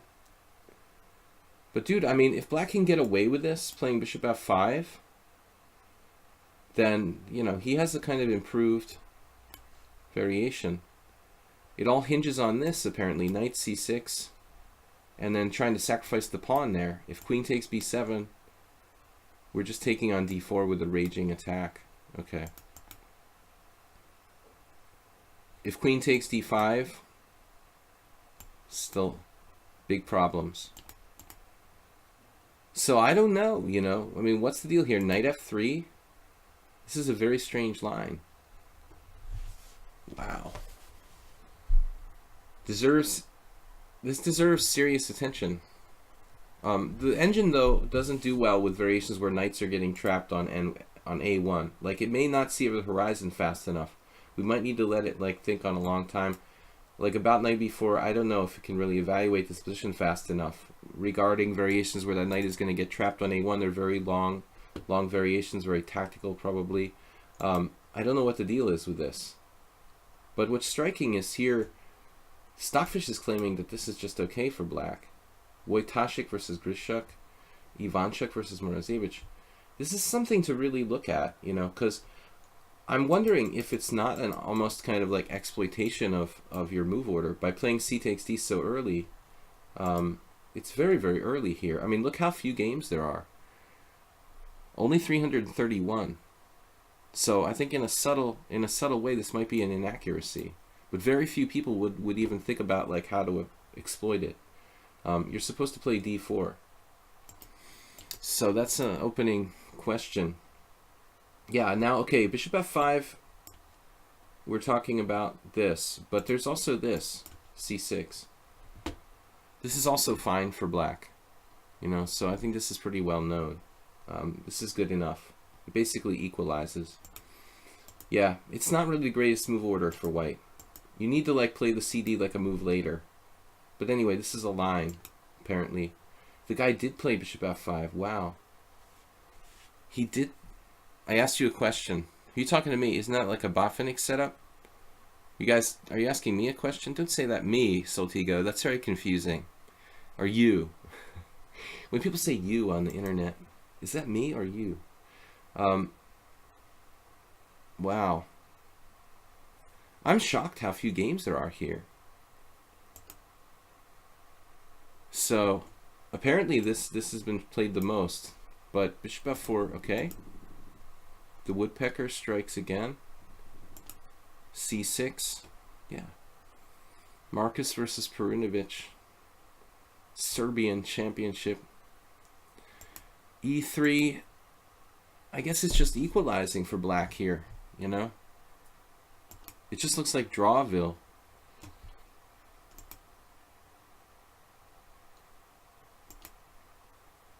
It's not clear if black should exchange on g3 or not. Is that releasing the tension too early? And I don't know where black should put his knights. I would even consider going here. Murray Chandler. Prohashka Peter. Can't get more solid than him. Bishop takes g3. I don't know if I like it. Yeah, this is pretty boring now. All draws. Vladimir Georgiev. We had a game where Georgiev like won the exchange against me, and in this tournament, and then like later on, he blundered a rook or something, and then I checkmated him with bishop and knight to qualify for the U.S. Championship. Random story. No, it's equal. This is just equal. This is like shake hands and make a draw at this point. So anyway, though, okay, you keep playing, keep trying. I don't know where the knight should go. Maybe it should go to f3, but maybe it should go to e2 and like f4 and then d3. I think I prefer the plans. You seem to have more plans with the knight on e2 in this position, involving knight d3, and then you've still got the minority attack on the queen side. The engine here is suggesting castles queenside. That's a wild option. Yeah, well, you could castle queenside. Then it's going to get interesting. The knight doesn't have too much future here, unless you're planning on like knight h4, knight f5.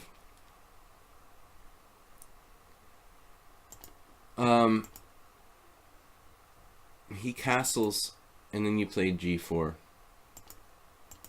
To be perfectly honest, not to be like, you know, jumping on the bandwagon of the engine here, but I didn't really like his trading on g3, committing himself to that. Actually, both sides could castle queenside here. This looks reasonable for black. Though I don't know what you do. Maybe you don't castle queenside, then you go rook b1, or you castle and you start an attack on the queenside. So it's awkward for black to decide when he should castle. There is this g6 the engine suggests, and maybe we could do manual castling with like king f8, king g7. That way to keep the rook on h8, so it sort of protects the king's position. This is kind of a standard idea, but I guess that's best. He castled right into this attack. Now, does he have knight e4? No.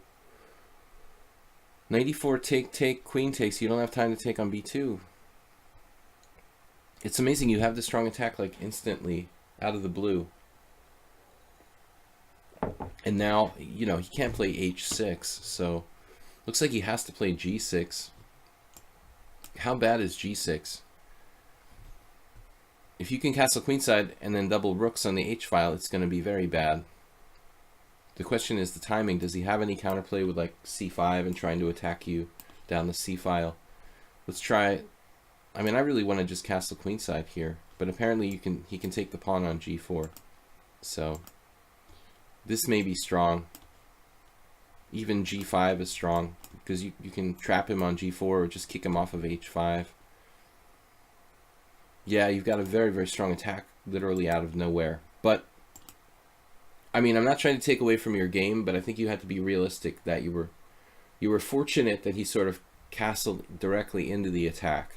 A strong player would have been more circumspect, you know, so I'm still not sure, you know, I would recommend knight f3. It worked out well, but I don't know. You know, I would definitely think about the other plans with knight e2.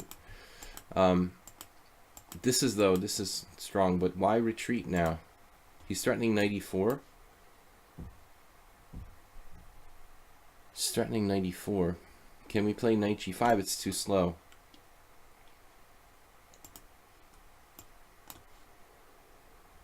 He just plays h6. There's nothing there.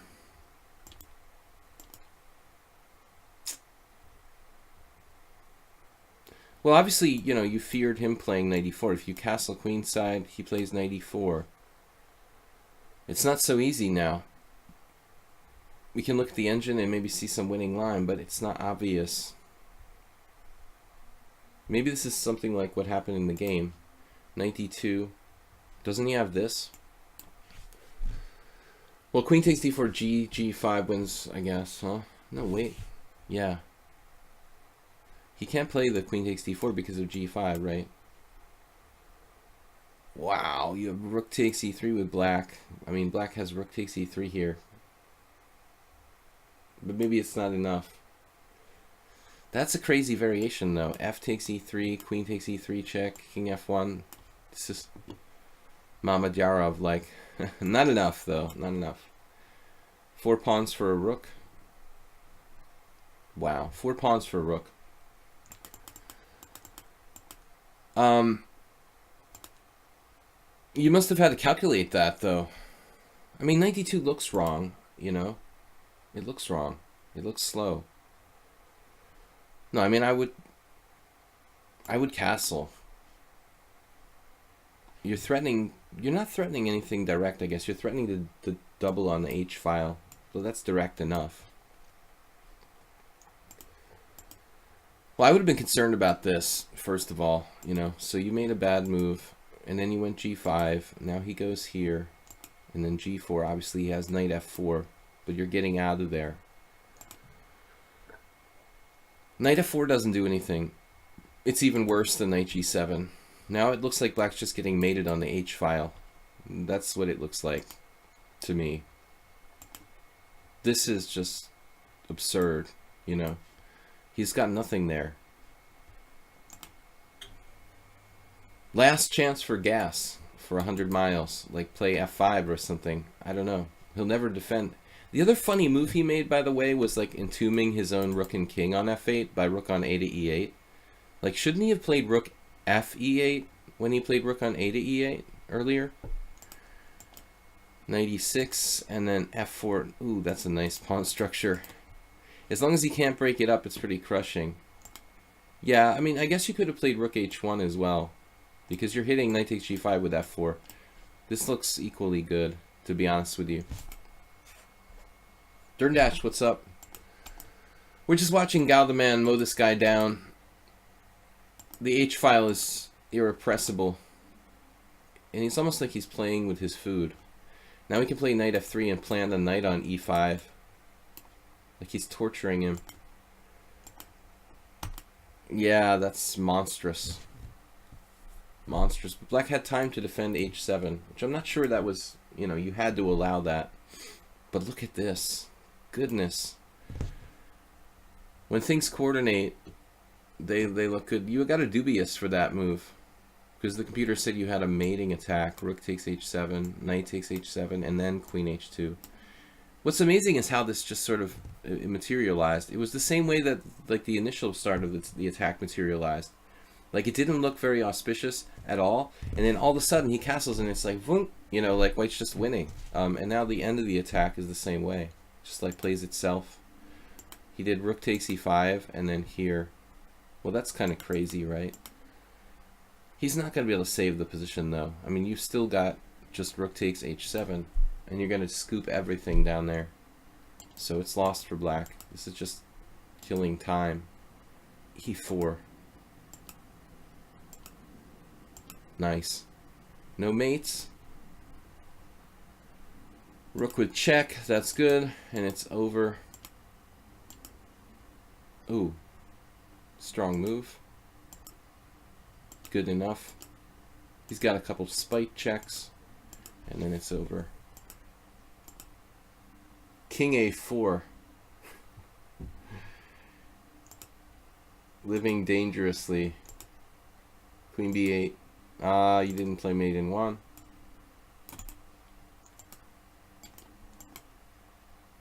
Playing for the gallery. Alright, man, good game. Well, you certainly didn't make many mistakes, but I think you probably could have executed more directly. But the real question for me is the opening. I think you're playing the exchange too early there. It worked out, but I don't think that's the best. Maybe it helps in a way because it's not like the main line and he doesn't know it, but still, I would look at the move order in the opening and try to delay the exchange on D5 a move or two. Alright, we've got like 45 minutes left, guys. I've got 4 games left to go over. I won against Orlova. Orlova must have lost in our correspondence game. Alright. We've got, next is Acerbate, which I tried to go over. Alright, here we are. Did I see Aronian last move? Wait, you're saying that Aronian lost to Kramnik, right? But Aronian gave up, man. He's psychologically destroyed. Maybe this will give Kramnik the little boost he needs to, like, finish the tournament, +2 or something. I'm really living in a fantasy world. Kramnik will finish with 50%. Aronian in last place. So come on, please, the Mora Gambit. And Acerbate, you're playing knight c6, you're declining the gambit, which is okay. I think the best way to decline the gambit is knight f6. If you want to decline the Mora gambit, you force white to play the c3 Sicilian, and your move is a way of doing that as well. But I think that the lines with knight f6 are just better than the lines with knight c6. Maybe the inherent difference is that we're developing the king side faster, but also on the other hand, you have to be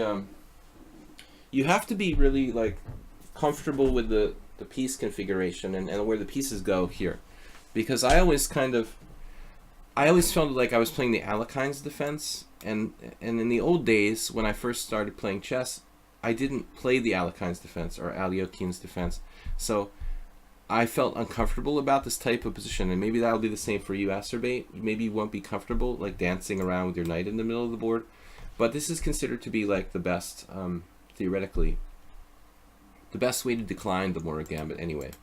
You take the fun out of it. Some people play d3, but thanks to Mark Esterman and a lot of people, working on these lines, I think that there are ways for white to get an advantage in this like push past variation. It's basically kind of similar to Marazzi. I don't think this is really a solution. Okay, it's not that bad for black, but it's probably slightly better for white. Although it's still not that bad. You could play this, but I think the best decline variation is this. My personal opinion is that you should take the Mora gambit, and the variation I like best is like simply knight c6, knight f3, d6, bishop c4, and a6. That's what I play with black. It became kind of like the main line against the Mora. So one problem is that a lot of people know it really well. Your move is good, it's okay. You're transposing to another line of the c3 Sicilian, right? But he did knight f3. Okay, that's interesting. But he should probably take on d4, and then after d5 we transpose to a Yevgeny Sveshnikov special here. Queen takes d5, knight f3. What am I thinking? So e5. e5 is considered to be the best. The theory is this: e5, knight c3, bishop b4, and the main variation is what? Bishop d2, bishop takes c3, bishop takes c3, e4, knight e5, knight takes e5, d takes e5, knight e7, and this is like slightly better for white, and there's tons of analysis and stuff, so I don't really like this variation. Easy to play, and white maintains like a slight advantage. But one thing that there is also for white, which I was recommending to a guy playing with the white pieces, you can sack a piece for white here with bishop e2, and this is kind of, if you want to play the white side really aggressively, it's interesting.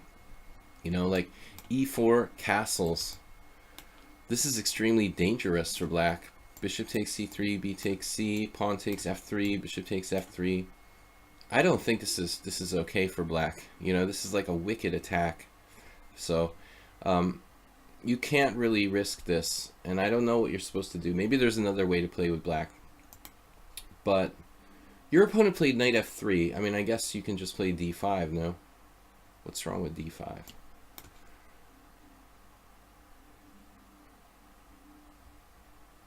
I don't understand why very few people played this. I mean, it seems like it would be the logical continuation. If you wanted to decline it, it would be like take, and we transpose back into the same line, right?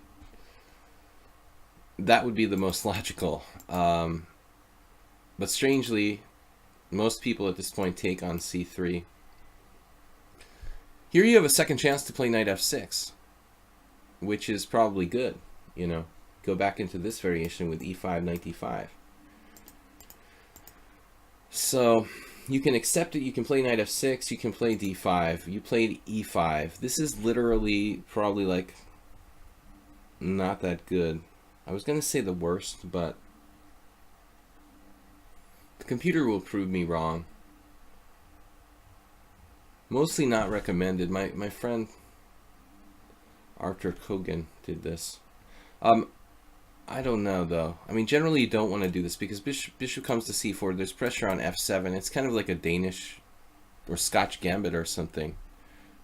Aronian dropping mate in 6. He's totally out of it, man. He needs like 2 months away from chess after this tournament. So I don't like e5. I don't like e5. You can play pawn takes pawn, you can play knight f6, or you can play d5. 3 good options here for black. Apparently you can also play d3, feeding the pawn back again. But this option I don't really like. But this move, I don't know. It seems this could almost transpose to Rasalimo.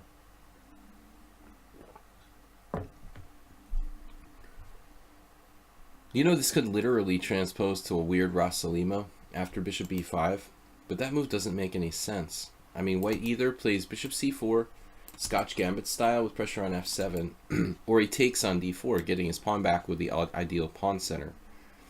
I absolutely don't understand bishop b5. He doesn't want to take here ever and like fix your pawns. Difficult to say what your best move is at this point. I would prefer development to taking on c3. Don't be greedy and try to hang on to the pawn. I think the most important thing is to get your pieces out. Here you're being kind of greedy. You're up a pawn, but it's like useless. I mean, it's a backward pawn on this file. White has compensation. Got your bishop outside the pawn chain. But, you know, objectively, maybe if you want to put it outside the pawn chain, this might be a better way. More central pressurizing f2.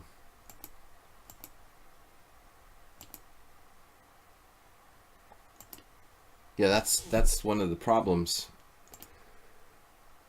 How bad is it to take here on d5? E takes d5 and 97. I mean, that would seem like maybe your best chance. The danger is he can wedge a pawn here on d6, and it's going to be hard to like mobilize your queen side once he plays d6. It's a lot like an e4, e5 position now. So I think you should not take on c3, just develop your pieces. That should be the #1 focus, not trying to grab the pawn. Now maybe here you have to hunker down and just defend with d6. Keep your bishop inside the pawn chain. You're up a pawn, you're probably fine. You know, you just have to play a little bit passively because you grabbed the pawn. You can't take the material and then turn around and play and expect to play aggressively too. And then here, white has a good game. He's threatening bishop takes c6. f6 looks really dangerous, though it is hard to suggest a better move. Well, there's h6, right? h6.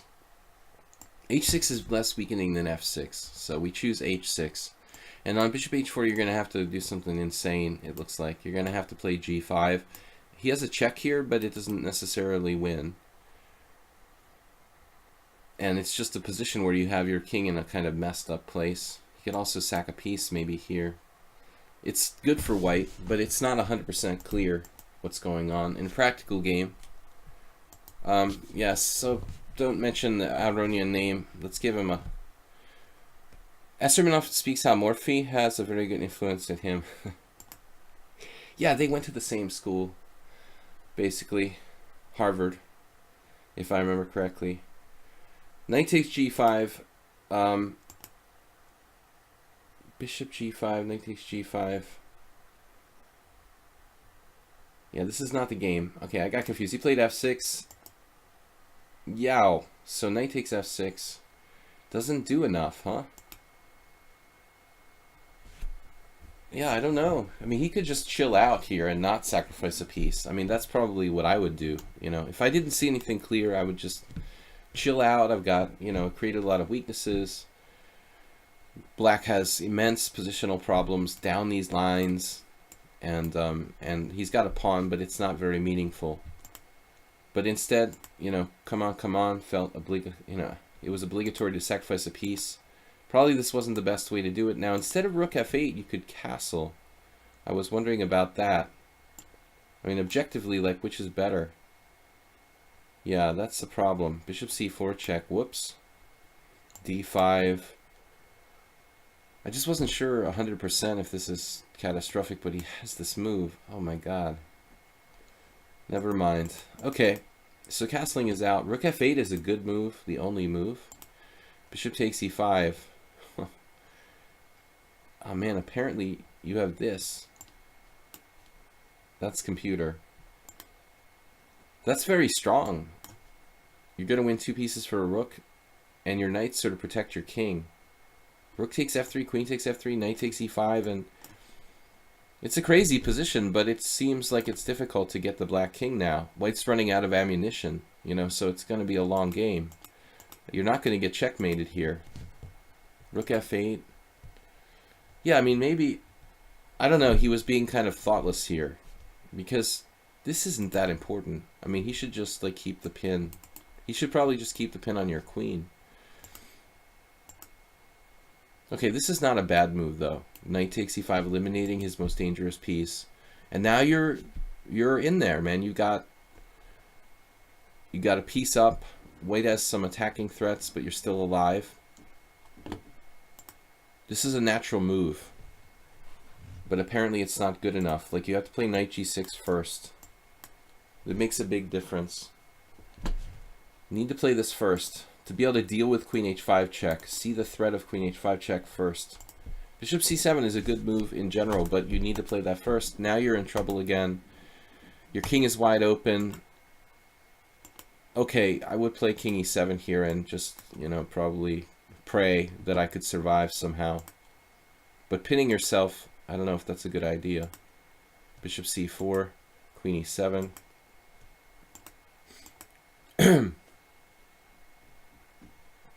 Maybe queen f6 was better. But it's not so easy. Not so easy. It's easy to say the computer, okay, it's like +2, but that's if both sides play perfectly.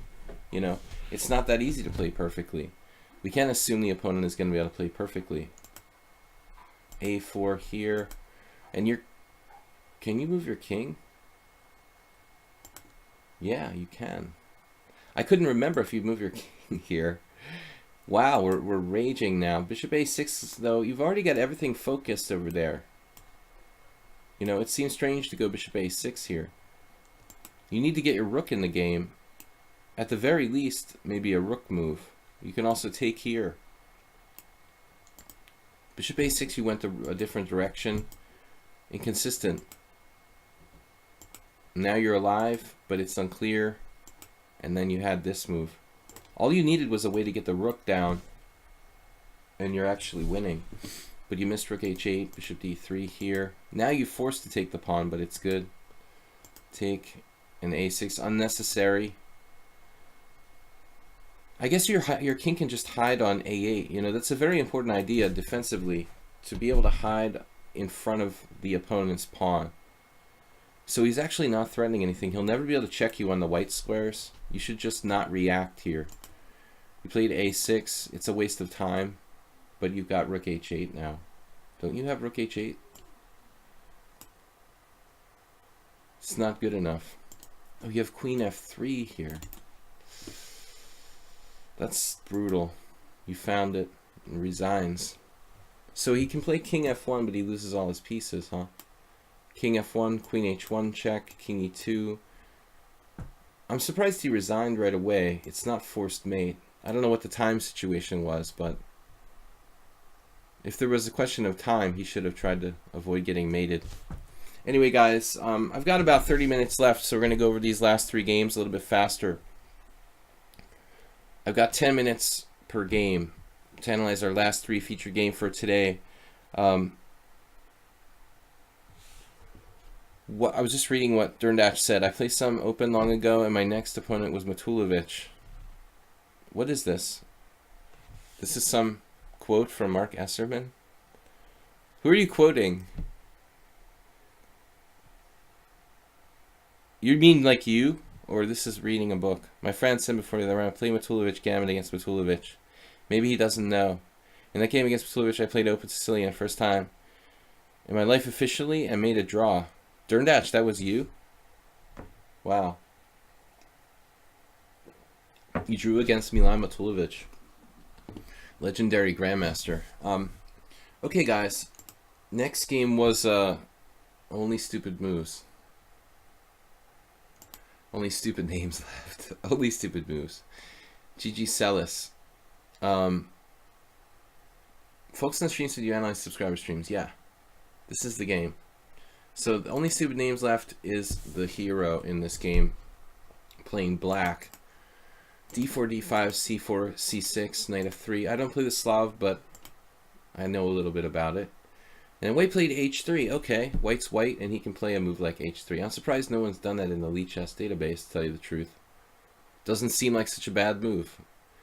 It's funny, like, Stockfish claims white is 0.1 better after H3. This is not a bad loss of a move.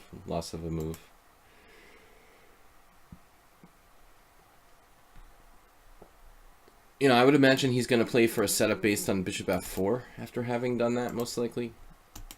No, just to prove me wrong. Okay, well, the c5 early, you know, that's straight up wrong. Classic mistake, taking pressure off the center. We've got two levers with e5, you know, e5 or b6. And philosophically, I think that the e5 break is like more correct somehow. In the sense that it attacks a bit more close to the base, like the base of the pawn chain, which Nizovich talks about. But, you know, b6 may well be good too. Just attacking the front of the pawn chain. He can't play b4 because of a5. If you destroy his pawn chain, you destroy his pawn chain. He might have some crazy stuff like b5. And that's what you got to calculate. You know, if you take here, he has like take here, and maybe it gets crazy. You know, who knows? This could be good for white. Crazy style. Like knight b8, bishop b5. I don't know what's going on. So you got to be careful about b5 in those structures. Though it looks like, according to the engine, you could just play this, hold it, and then break down the whole structure. But maybe the safer way to play is to play for e5. So you can do e5 right away. D takes e5 and knight e4, and that pawn's going. Simple chess. So you gotta, but I think you gotta react. You can't let him just sit there on the space advantage. This is fine too. You're supporting e5. He's just doing nothing. You played e5, good, fine. Develop the pieces. You got an e5. That's the important thing. You're free. Black will play on the king side now. I mean, you could actually go for a direct attack with e4, probably. I don't think this is right. Prophylaxis on the queen side. I don't know, man. It seems like you're playing on the wrong side of the board. I would play e4, and then probably knight f8, and then we're going to try to maneuver over here and start a king side attack. I don't know. You could also just castle, though. Maybe that's more correct. I don't know. And then rook e8 and something like knight f8 after that. It depends how you want to play chess. You know, you can play on the queen side, but it seems like you're weakening the b6 square a little bit. I don't know. This is ugly, though. a4 is atrocious. He doesn't want to do that. Now he can't break your queen side properly. Yeah, this is just good for black now. He hurt himself by playing a4. Now another weakness along the file. Backward pawn. This is very pawn-like. The strongest pawn on the board. Bishop on c1, man. No good. I mean, he's got problems here. Weakening his king side, essentially. I guess you could think about putting the queen on e6 as well. Slightly different ideas. Maybe some lateral mobility, keeping control of e4. But I mean, queen c7 is more natural. This pawn is just falling. That's just material loss. So you should just play knight d7 and just pick it up. I don't like to be materialistic, but this is too important to not take that pawn. You're giving him a second chance there, a third chance. This is a bad move. Paranoid and weakening your king side unnecessarily. Go for this pawn. I think only stupid names I didn't realize this pawn is just gone, you know. Now he almost has time to defend it. Plus he has the long diagonal with bishop e2.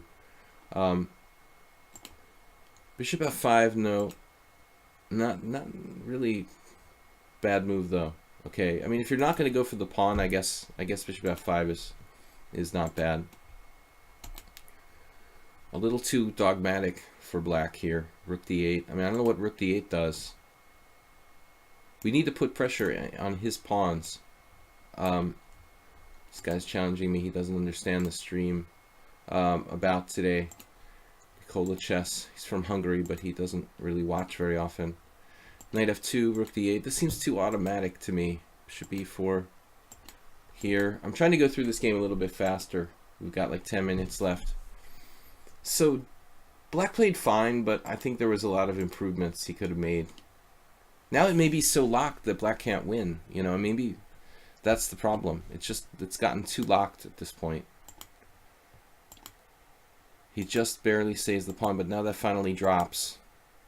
But b7 is dropping. The white pieces are sort of around the black king, which makes me sort of nervous, and the fact that he's got an outside a pawn coming down gives him counterplay. And he just blundered. He doesn't take the rook. Free rook. No, there's mate on g2, of course. Oh no. Oh, so he missed rook e2, defending and attacking at the same time. Depending on the time situation, he had 3 minutes. Well, the bishop's hanging, and you're threatening mate there on g2. So he just has to find rook e2. It's literally the only move. Bishop takes f3, g takes f3, and then rook e8. You had rook e7, winning a piece. So there was a lot of tactical mistakes here at the end. Still now it's unclear. He's got squares for the queen. Looks like the game was decided, but Stupid Damesless has 5 minutes and the other guy just 1 minute, so he played this too fast. He played this too fast. This would have been a good move. Getting control of maybe g6 and playing for mate. You know, you're threatening mate there. If you can play rook g6.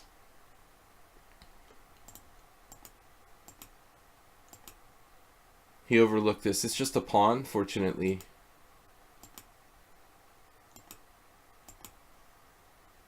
Black has too much time left. I felt like he played a little bit too passively. Plenty of chances to win this game. Now it's over. Okay, he ended up drawing the game, but I mean, it's like totally lost for black at this point now. Just easy win. Now, still the pawn is powerful outside. Now it's a draw. This is definitely a draw. Okay, next game, Lichess. I'm not playing any games now. What do we got left? Clash Kid, and I take back the last two. Clash Kid is up here, and the last one here. Okay, this is Clash Kid's game. Oh, our game from the simul. Okay, well, let me remember. Yes, the Scandinavian. Oh man, this will be good to look at this because I didn't go over my games. I was so tired on simul night. Usually I go over them, or often I go over them, and honestly, this past one, I didn't really go over the simul games on Sunday. Guys, just to remind you, tomorrow I have a stream in the morning. It's like Open Challenges Blitz, Fast Friday, 10 a.m. CET. Lichess and everyone else, I'm going to play like, you know, everybody that challenges me at 10 a.m. tomorrow morning, Friday. No stream Saturdays, but I've got a simul stream on Sunday. It'll be, I'm going to try to start at 6 p.m., but we have a super, super important match for my team on Sunday. It's here in Budapest. I should get home in time for 6. At the latest, the simul will start at 6:30, but I'm going to aim for 6. Anyway, this is from last week's simul. I was white against Clash Kid. He surprised me with a Scandinavian, and I don't have too much preparation here. You know, a funny thing, I don't, you know, I've played e4 quite a few games, although I don't often play it, but I don't recall getting played like the Scandinavian against me too often.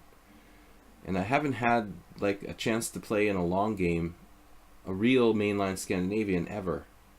Like, I've had a few obscure games, but they were always like weird somehow. One guy played, I had one opponent who played e5 against me, which is like famous It's from like a famous Morphe game. Um, that's the kind of stuff that happens to me in the few games where I faced the Scandinavians. So over all the years, I never really studied the Scandinavian main line very deeply. I just played like on intuition. I know like some players like Nick DeFermian played Bishop D2 here, but I never really I never found this very appealing. You know, I mean maybe this 95 variation, like a non played against Kasparov in their match in 1995. There's a game where Kasparov won. Maybe like this is the best. I don't know where it stands now theoretically. You know, most people are playing these other weird moves, like Queen D6 and Queen D8. We don't. I believe that the Queen A5 is fine. I don't know where it stands now. Bishop there, Bishop there. This is the main line. Now castles. Is this not the main move? So apparently Bishop D2 is the main move here. There was a guy, Sean Nagel, who was living in Budapest like 7 or 8 years ago. An American. I guess he's like I am now. He doesn't play a lot, but he was playing the Scandinavian for a time. You know, I know, of course, like, you know, what's his name? John Bartholomew plays the Scandinavian a lot. But I remember Nagel having quite a few games here in Budapest in these type of lines against some strong players. I guess this is considered better. I forgot about Bishop D2. It's been a long time, but I guess that's more critical. So instead I just castled, and this doesn't seem dangerous for black. E6, Queen E2. Maurice Ashley against Nisapianu. I'll take Nisapianu, just if you guys want to bet or anything. He was on yesterday here on lichess, playing some blitz, low profile. Bishop D6. Apparently this is rare, but it looked like a good move to me over the board. I didn't see anything wrong with this move. The knight is more common. I just don't know if there's anything concretely wrong with Bishop D6. Surprising, there's only 2 games where it's been played. It's just a move order thing. I don't know. I looked at this for a while, but I don't believe in it, you know. I don't really believe in taking on G6 while the guy's got a bishop on D6 and rook on H8. But apparently I have a tactic here. Oh my god. Oh no. This I definitely didn't see during the simul game. I can play bishop takes E6. Because that's why the bishop is a problem.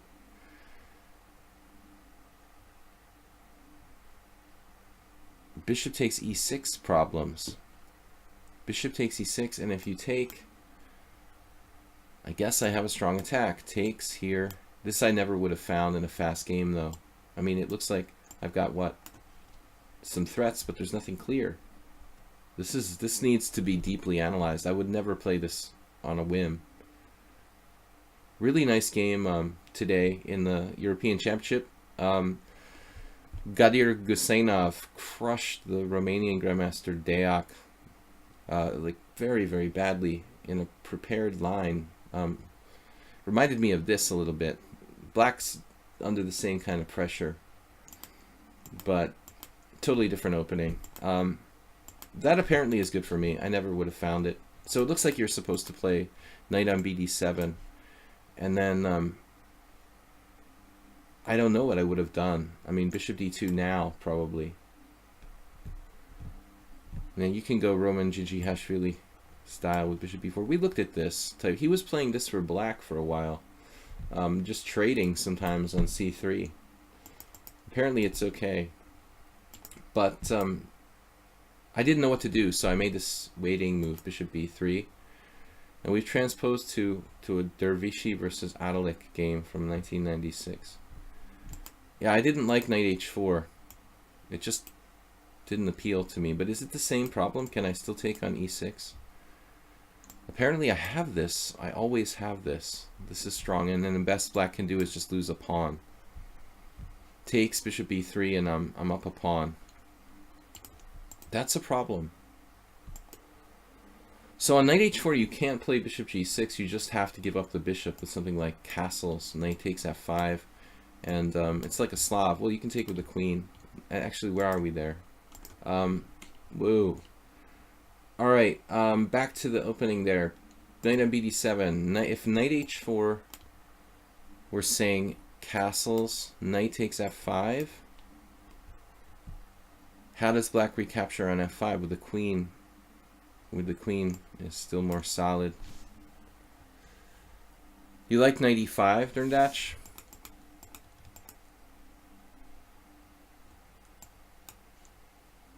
Yeah, I guess. No, we can't hear though. I'm not sure which position he was talking about, but maybe in the previous one. After bishop d6, knight e5 here. Yeah, why didn't I consider this? Well, I mean, I guess my objection is simply that it ends up getting traded off or something. Orgavan Shandor.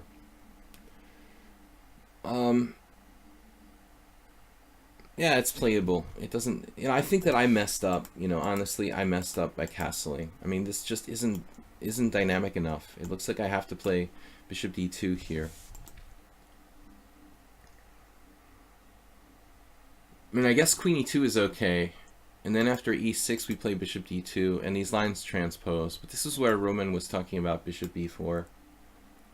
I don't know where the status of this is. That's when we were looking at this back in 95, 96. No, it was like 96 or 97, looking at these variations. Okay, but let's see the game. So, the actual game, I played like bishop d6, bishop b3, knight bd7, bishop d2, queen c7. There's an R delaying game, nobody special, rook e1, bishop g4. And I thought, okay, I'm a tiny bit better, you know, but then he castles. And there's one Argentine grandmaster, I am Tempone or whatever. And I played bishop g5. I mean, I hate my bishop on d2. And I was concerned he was going to play e5, I guess, here. And just liquidate stuff. But I don't know what came over me to play that. This would have been more normal. This is just a totally standard position.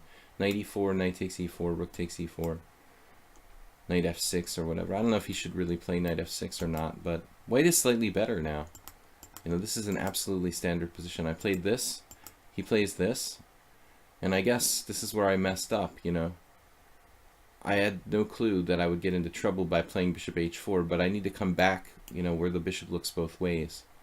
And I played my bishop to h4. This was not a good idea. And it was surprising how I got in trouble here. It looks innocent, you know. The position looks completely innocent. But he comes up with queen a5. And okay, here. And then queen h5. I was like, I'm losing my mind on this position. Like, why? There's nothing I can do here. I started to go berserk. I just couldn't see what I'm supposed to do. The engine claims I have a slight advantage after queen takes h5. I thought this was just bad for me, but apparently I have here, and then I didn't know what the next move was. That's the problem. I guess I assumed you would move back on this diagonal. And I just completely didn't see the idea of playing f3. It's pretty subtle. I didn't find it. You know, I didn't see the idea of giving the bishop f2. So without seeing that, I just freaked out and thought this wasn't good. My bishop was like getting trapped or something. So I got a really bad position, in fact. I thought I could draw this position like easily in opposite color bishops, but it's not so easy. The pawn structure is really, really seriously bad. And I underestimated how difficult this would be. You know, he doesn't trade and fix my pawns. And this endgame is, you know, I guess it's a draw, but white has to play it pretty well. I guess I was never lost, but he came really close here. Let's see if we can get... I thought this was an awkward move for black, but I don't know what he's supposed to do.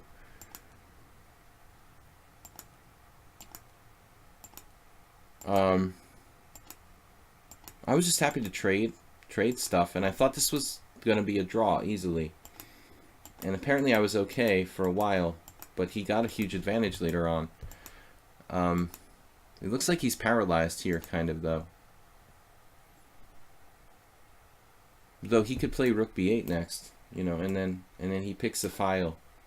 I play like here. Now he comes in, and suddenly I had all these problems. He's coming in laterally. It was just always a problem, like one of my pawns is going to die. You know, it's supposed to be a draw, I guess, but I got very, very awkward here. And he's like almost winning, apparently. I can't play rook d3 here because of f5. Well, I guess I could play it, couldn't I? He's not going to trade rooks. It's a dead draw. So rook d3, yeah, that's what I played. But now I can't go bishop c4. This was about the best his position got, apparently. Rook c2, bishop e2, and then he couldn't find a way to break through. But really, really close. I don't know. Maybe there's some way that black can win. It was a good game by black, though. Not so good by me. Okay, guys. Last game for today. Durdatch, I'm not going to be able to get to that one. I've got to go through another one here. We've got another subscriber with I Take Back. Where is I Take Back? There. Please consider analyzing. Probably no fish. What does that mean? Let's see what it means. Probably no fish. Danza white. Consider analyzing. Like I would say that to you. Why would I say a thing like that? Okay. Alekhine defense.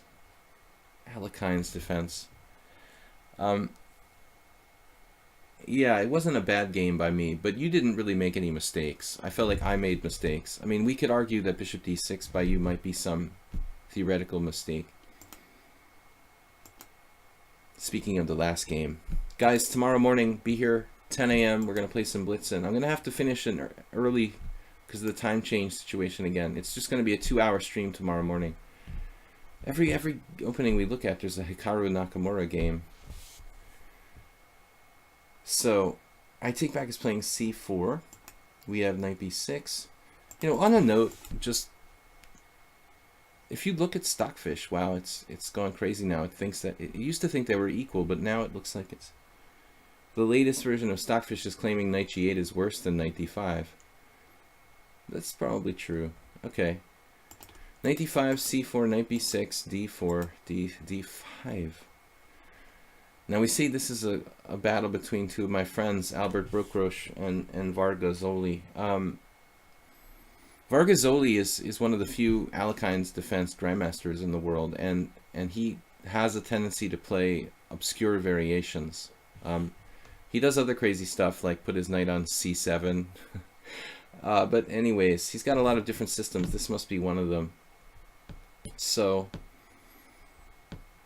I don't know. It looks like c5 may be a strong move for white. It's very complicated if you like closed positions. You probably get a headache looking at this, but objectively, I guess, you know, some experts might try to play c5. Understandably, I Take Back just takes it into like normal positions. I think that can be excused. I might have done the same thing. And now black plays CD, but I think that CD is not as good. You know, black really needs to play E takes D. This is something that I realized. It used to be like 30 years ago that everyone considered this the main line for black. But the fact of the matter is there's several problems. Like this variation with knight c3 is very good. And also a line that was played against me by Alexander Shabalov, d5. This is kind of an underrated variation. I think I managed to draw against Shabalov, but it was a really unpleasant game with black. So d5, Shirov and Shabalov probably, you know about that for the same reason. They come from Latvia, and in Latvia there's like Bagirov, who's like the world's leading expert in the, and Tal, of course, was interested in it too. But I would recommend black playing E takes D, not C takes D. But here, after knight c3, which is the best line, normally what we do is we try to set up this modern variation with knight c3, g6, bishop e3, bishop g7, and rook c1, followed by b3. And, well, like Varga-Zoli, I guess Castle played like e5 here in some game, I remember. This is supposed to be... Shabalov plays the Alekhine's defense with black, so it probably wasn't my best idea to play it against him in a game with black myself. But I didn't really realize it at the time.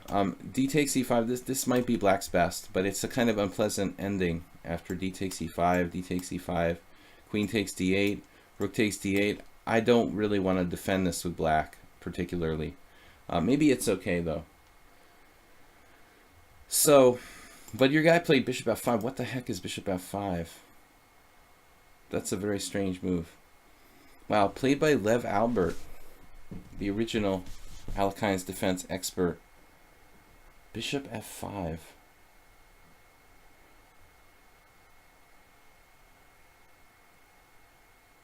I mean,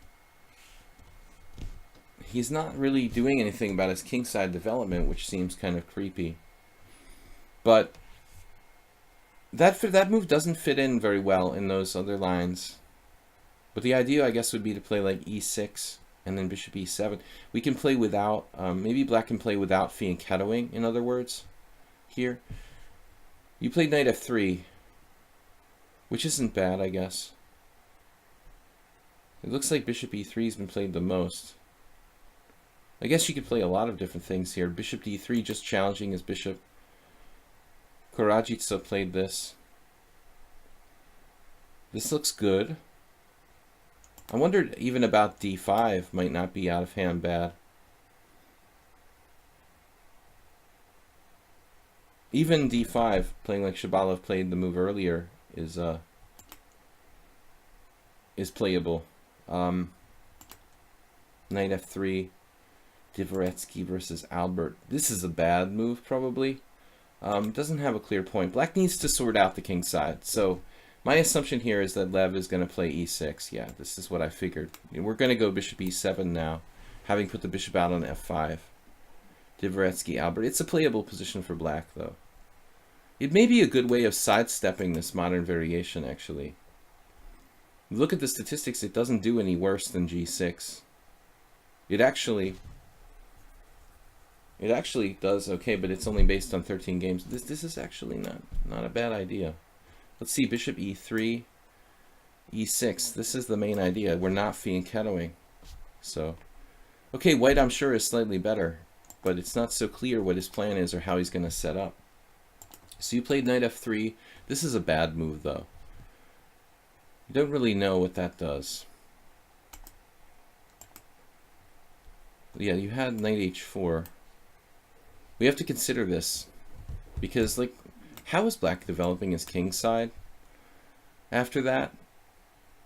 Only e6 would be possible. Okay, the problem is if we play d5, he has e5 with maybe a reasonable position. Ah, but we have this. No. This may not be so good for black. Trade with a bad structure. This is actually not so good.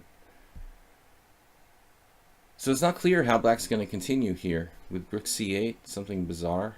Rook c8, b3. Maybe b3 was a little too robotic. Not a bad move for sure, but maybe we have to do some sharp attempt to refute this thing. And now he has h6. Yeah, retrospectively, I mean, this looks really strong. I don't know that I would have thought of it over the board. This is Stockfish's #1 suggestion. I mean, you could simply do bishop d3. This is also got to be good for white. He's got nothing better than to trade, and you're just better.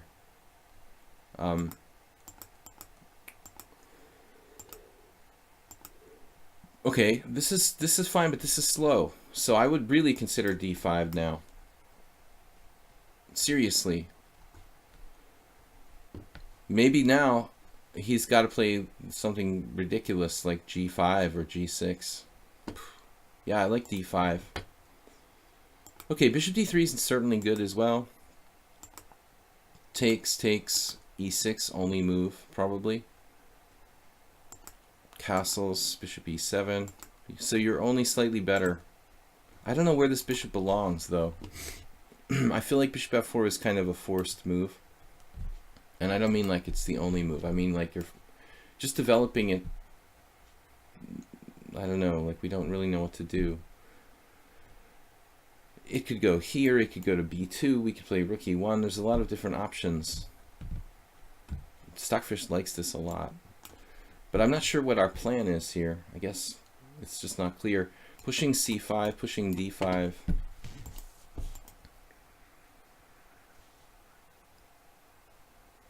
I thought that black could play knight c8 here. You know, it's not that bad. I would just play like a principled move with rook d1, rook e1, and then go from there. Knight b5 feels kind of weird. d1, a6. This didn't really hurt him playing a6. He kind of got that move for free. Now he finally makes the decision to play d5, which is, you know, one of those, you know, sort of unavoidable circumstances in the Alekhines defense. At some point or another, we're going to reach this point where we have to declare the center. You've got to play c5 now, and it's interesting because you have the pawns on the wrong color with your bishop and kind of a weak pawn on d4, but he has no way to attack d4. He's just not set up for that. Maybe knight d7, knight b8, knight c6, but it's too slow. So it's kind of like a queen pawn position. Looks like a queen's gambit. You've got the active queenside majority here. That just leaves you with a big edge. This is apparently stockfish number 1, too. I think if I were white, I probably would have just ignored that and gone b4. Just going with the flow. On the queen side, this is the plan. I mean, this is the winning plan. I don't think you really need to play h3 here. I mean, I'm surprised. Why? Do we have to play h3? Wow. Okay, h3. It's not a bad move. Here, yep, that's the plan I talked about. Trying to blockade with knight c6. Now you go out on a tangent, but you're like trapping his rook. He should go back to d7. Maybe the other knight back to d7 here. I hate playing rook a7. I'd rather bite my finger off than put my rook on a7. This doesn't look good. Alright, he did that. That's sensible. Now rook e1. Here, a3. You're creeping up on him. And then b5. Not a bad defense, probably. You took on there. I would have considered retreating, maybe. How do we go? I mean, it's possible you could retreat and reorganize and still have a big advantage. It's not essential that you take here. But I didn't expect that. I mean, I'm expecting the guy to recapture here. And then apparently you're better because you have a support point on c5 and you have the c file. But it's not so easy to win this position. White is better, but it's not so easy. Rook c1 is good.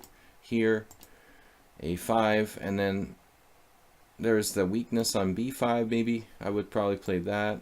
Queen b5, just probe raise with this, but play knight b7 here. That looks kind of dangerous. Man, wow. Yeah, I would have satisfied myself with queen b5. This looks, well, that's hanging, so what can he do? He has to defend with knight a8. This is an entertaining game, and you win a pawn after all said and done. It's amazing. There's nothing he can do about it. Just winning a pawn. Now you have two connectors, but it's hard to get the pieces really, you know, coordinated, get everything moving. Here, b4. Wow. What happened? b4? This was the game? Where am I? Queen b7. Oh, you...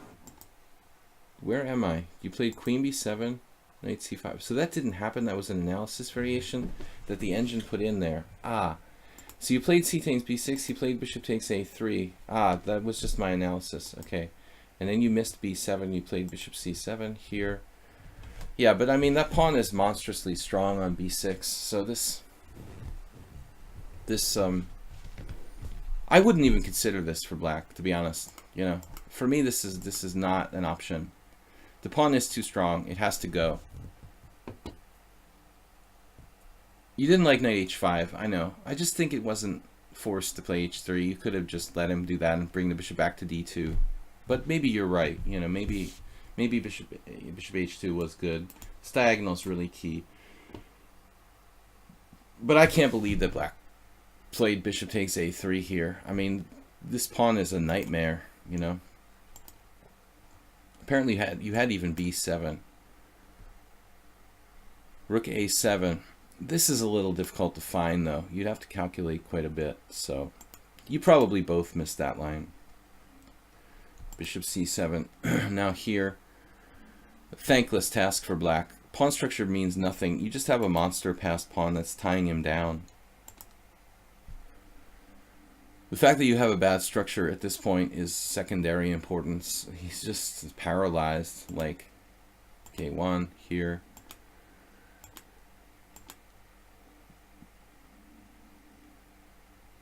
This is a natural looking move. Knight c5.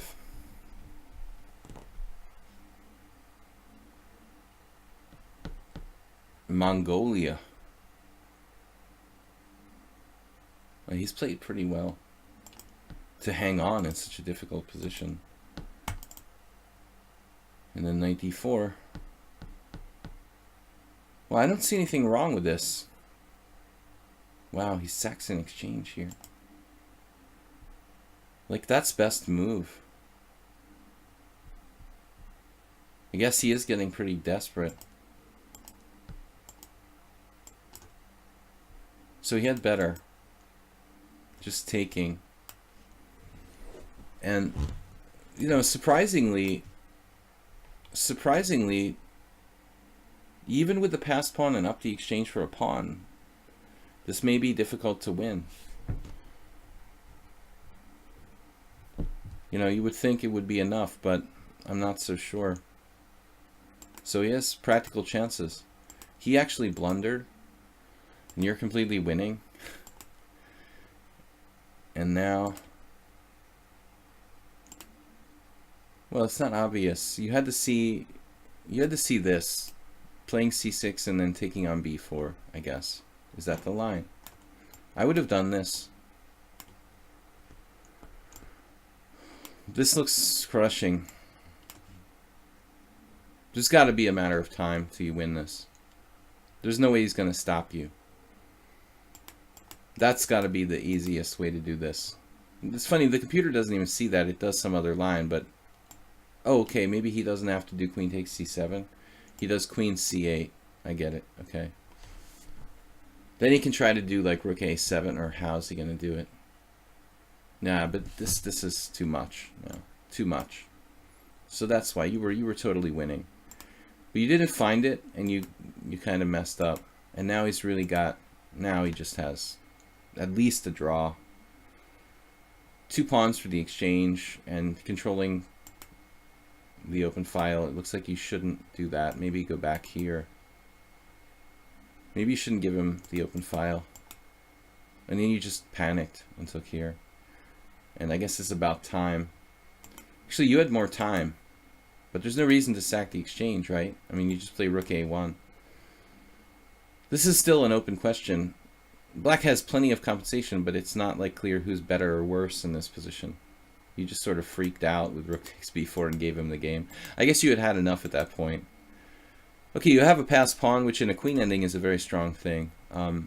But it's not really pushed far enough up to be dangerous yet. And he has his own, you know, so he's at least equal and possibly the chances to win. You're pushing your pawn, he's pushing his pawn. Here, apparently, you had queen c5. That would be a good move to find. That would have... He couldn't capture, and then you're, like, pushing to b5. You're probably drawing. You're just... It doesn't matter how many pawns you have at a queen ending. Whoever has the fastest passed pawn is basically... That's all that matters, you know. So here, he goes here. You push b5. He pushes d4. It could become very, very tactical. But your king can actually come over and help stop his pawn. His king cannot stop your passed pawn. So therefore, it's probably at least a draw, objectively.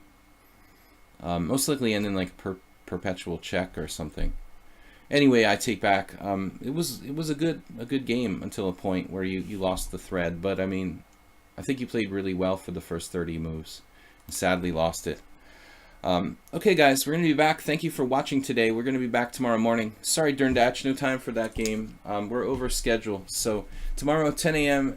here. Blitz and Rapid Chess. Fast Friday. No, just Blitz. 5-3. Rapid is not happening tomorrow. Just Blitz. 5-3. Fast Friday. Thanks, Soltigo, for moderating, hanging out with us. I don't know if you can make it tomorrow. But anyway, it's easy to go wrong in this ending. Yeah, I think it's still probably a draw, objectively. Most likely. I'm just guesstimating, but the computer says that black is better. It likes material. I don't know, but it still had the feeling that white can draw with the king coming over.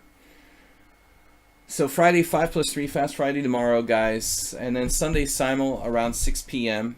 40-40 simul, long simul with 20+ players. Anyway, guys, thanks for subscribing. This is my way of saying thank you. Going over some games here on Thursday nights. Subscriber stream. I will add the video to the YouTube channel. Please subscribe over there. Video chess training on YouTube. I'd also like to thank everybody for... oh, Dernatch, okay. I'd also like to thank everybody for supporting the stream by subscribing, and any donations we've had via PayPal. I really appreciate it, either on YouTube here or on Twitch. Hopefully I can see my Twitch stream. It's acting funny tonight. So thanks again, Soltigo. I will see you all tomorrow morning at 10 a.m. Good games. Bye-bye.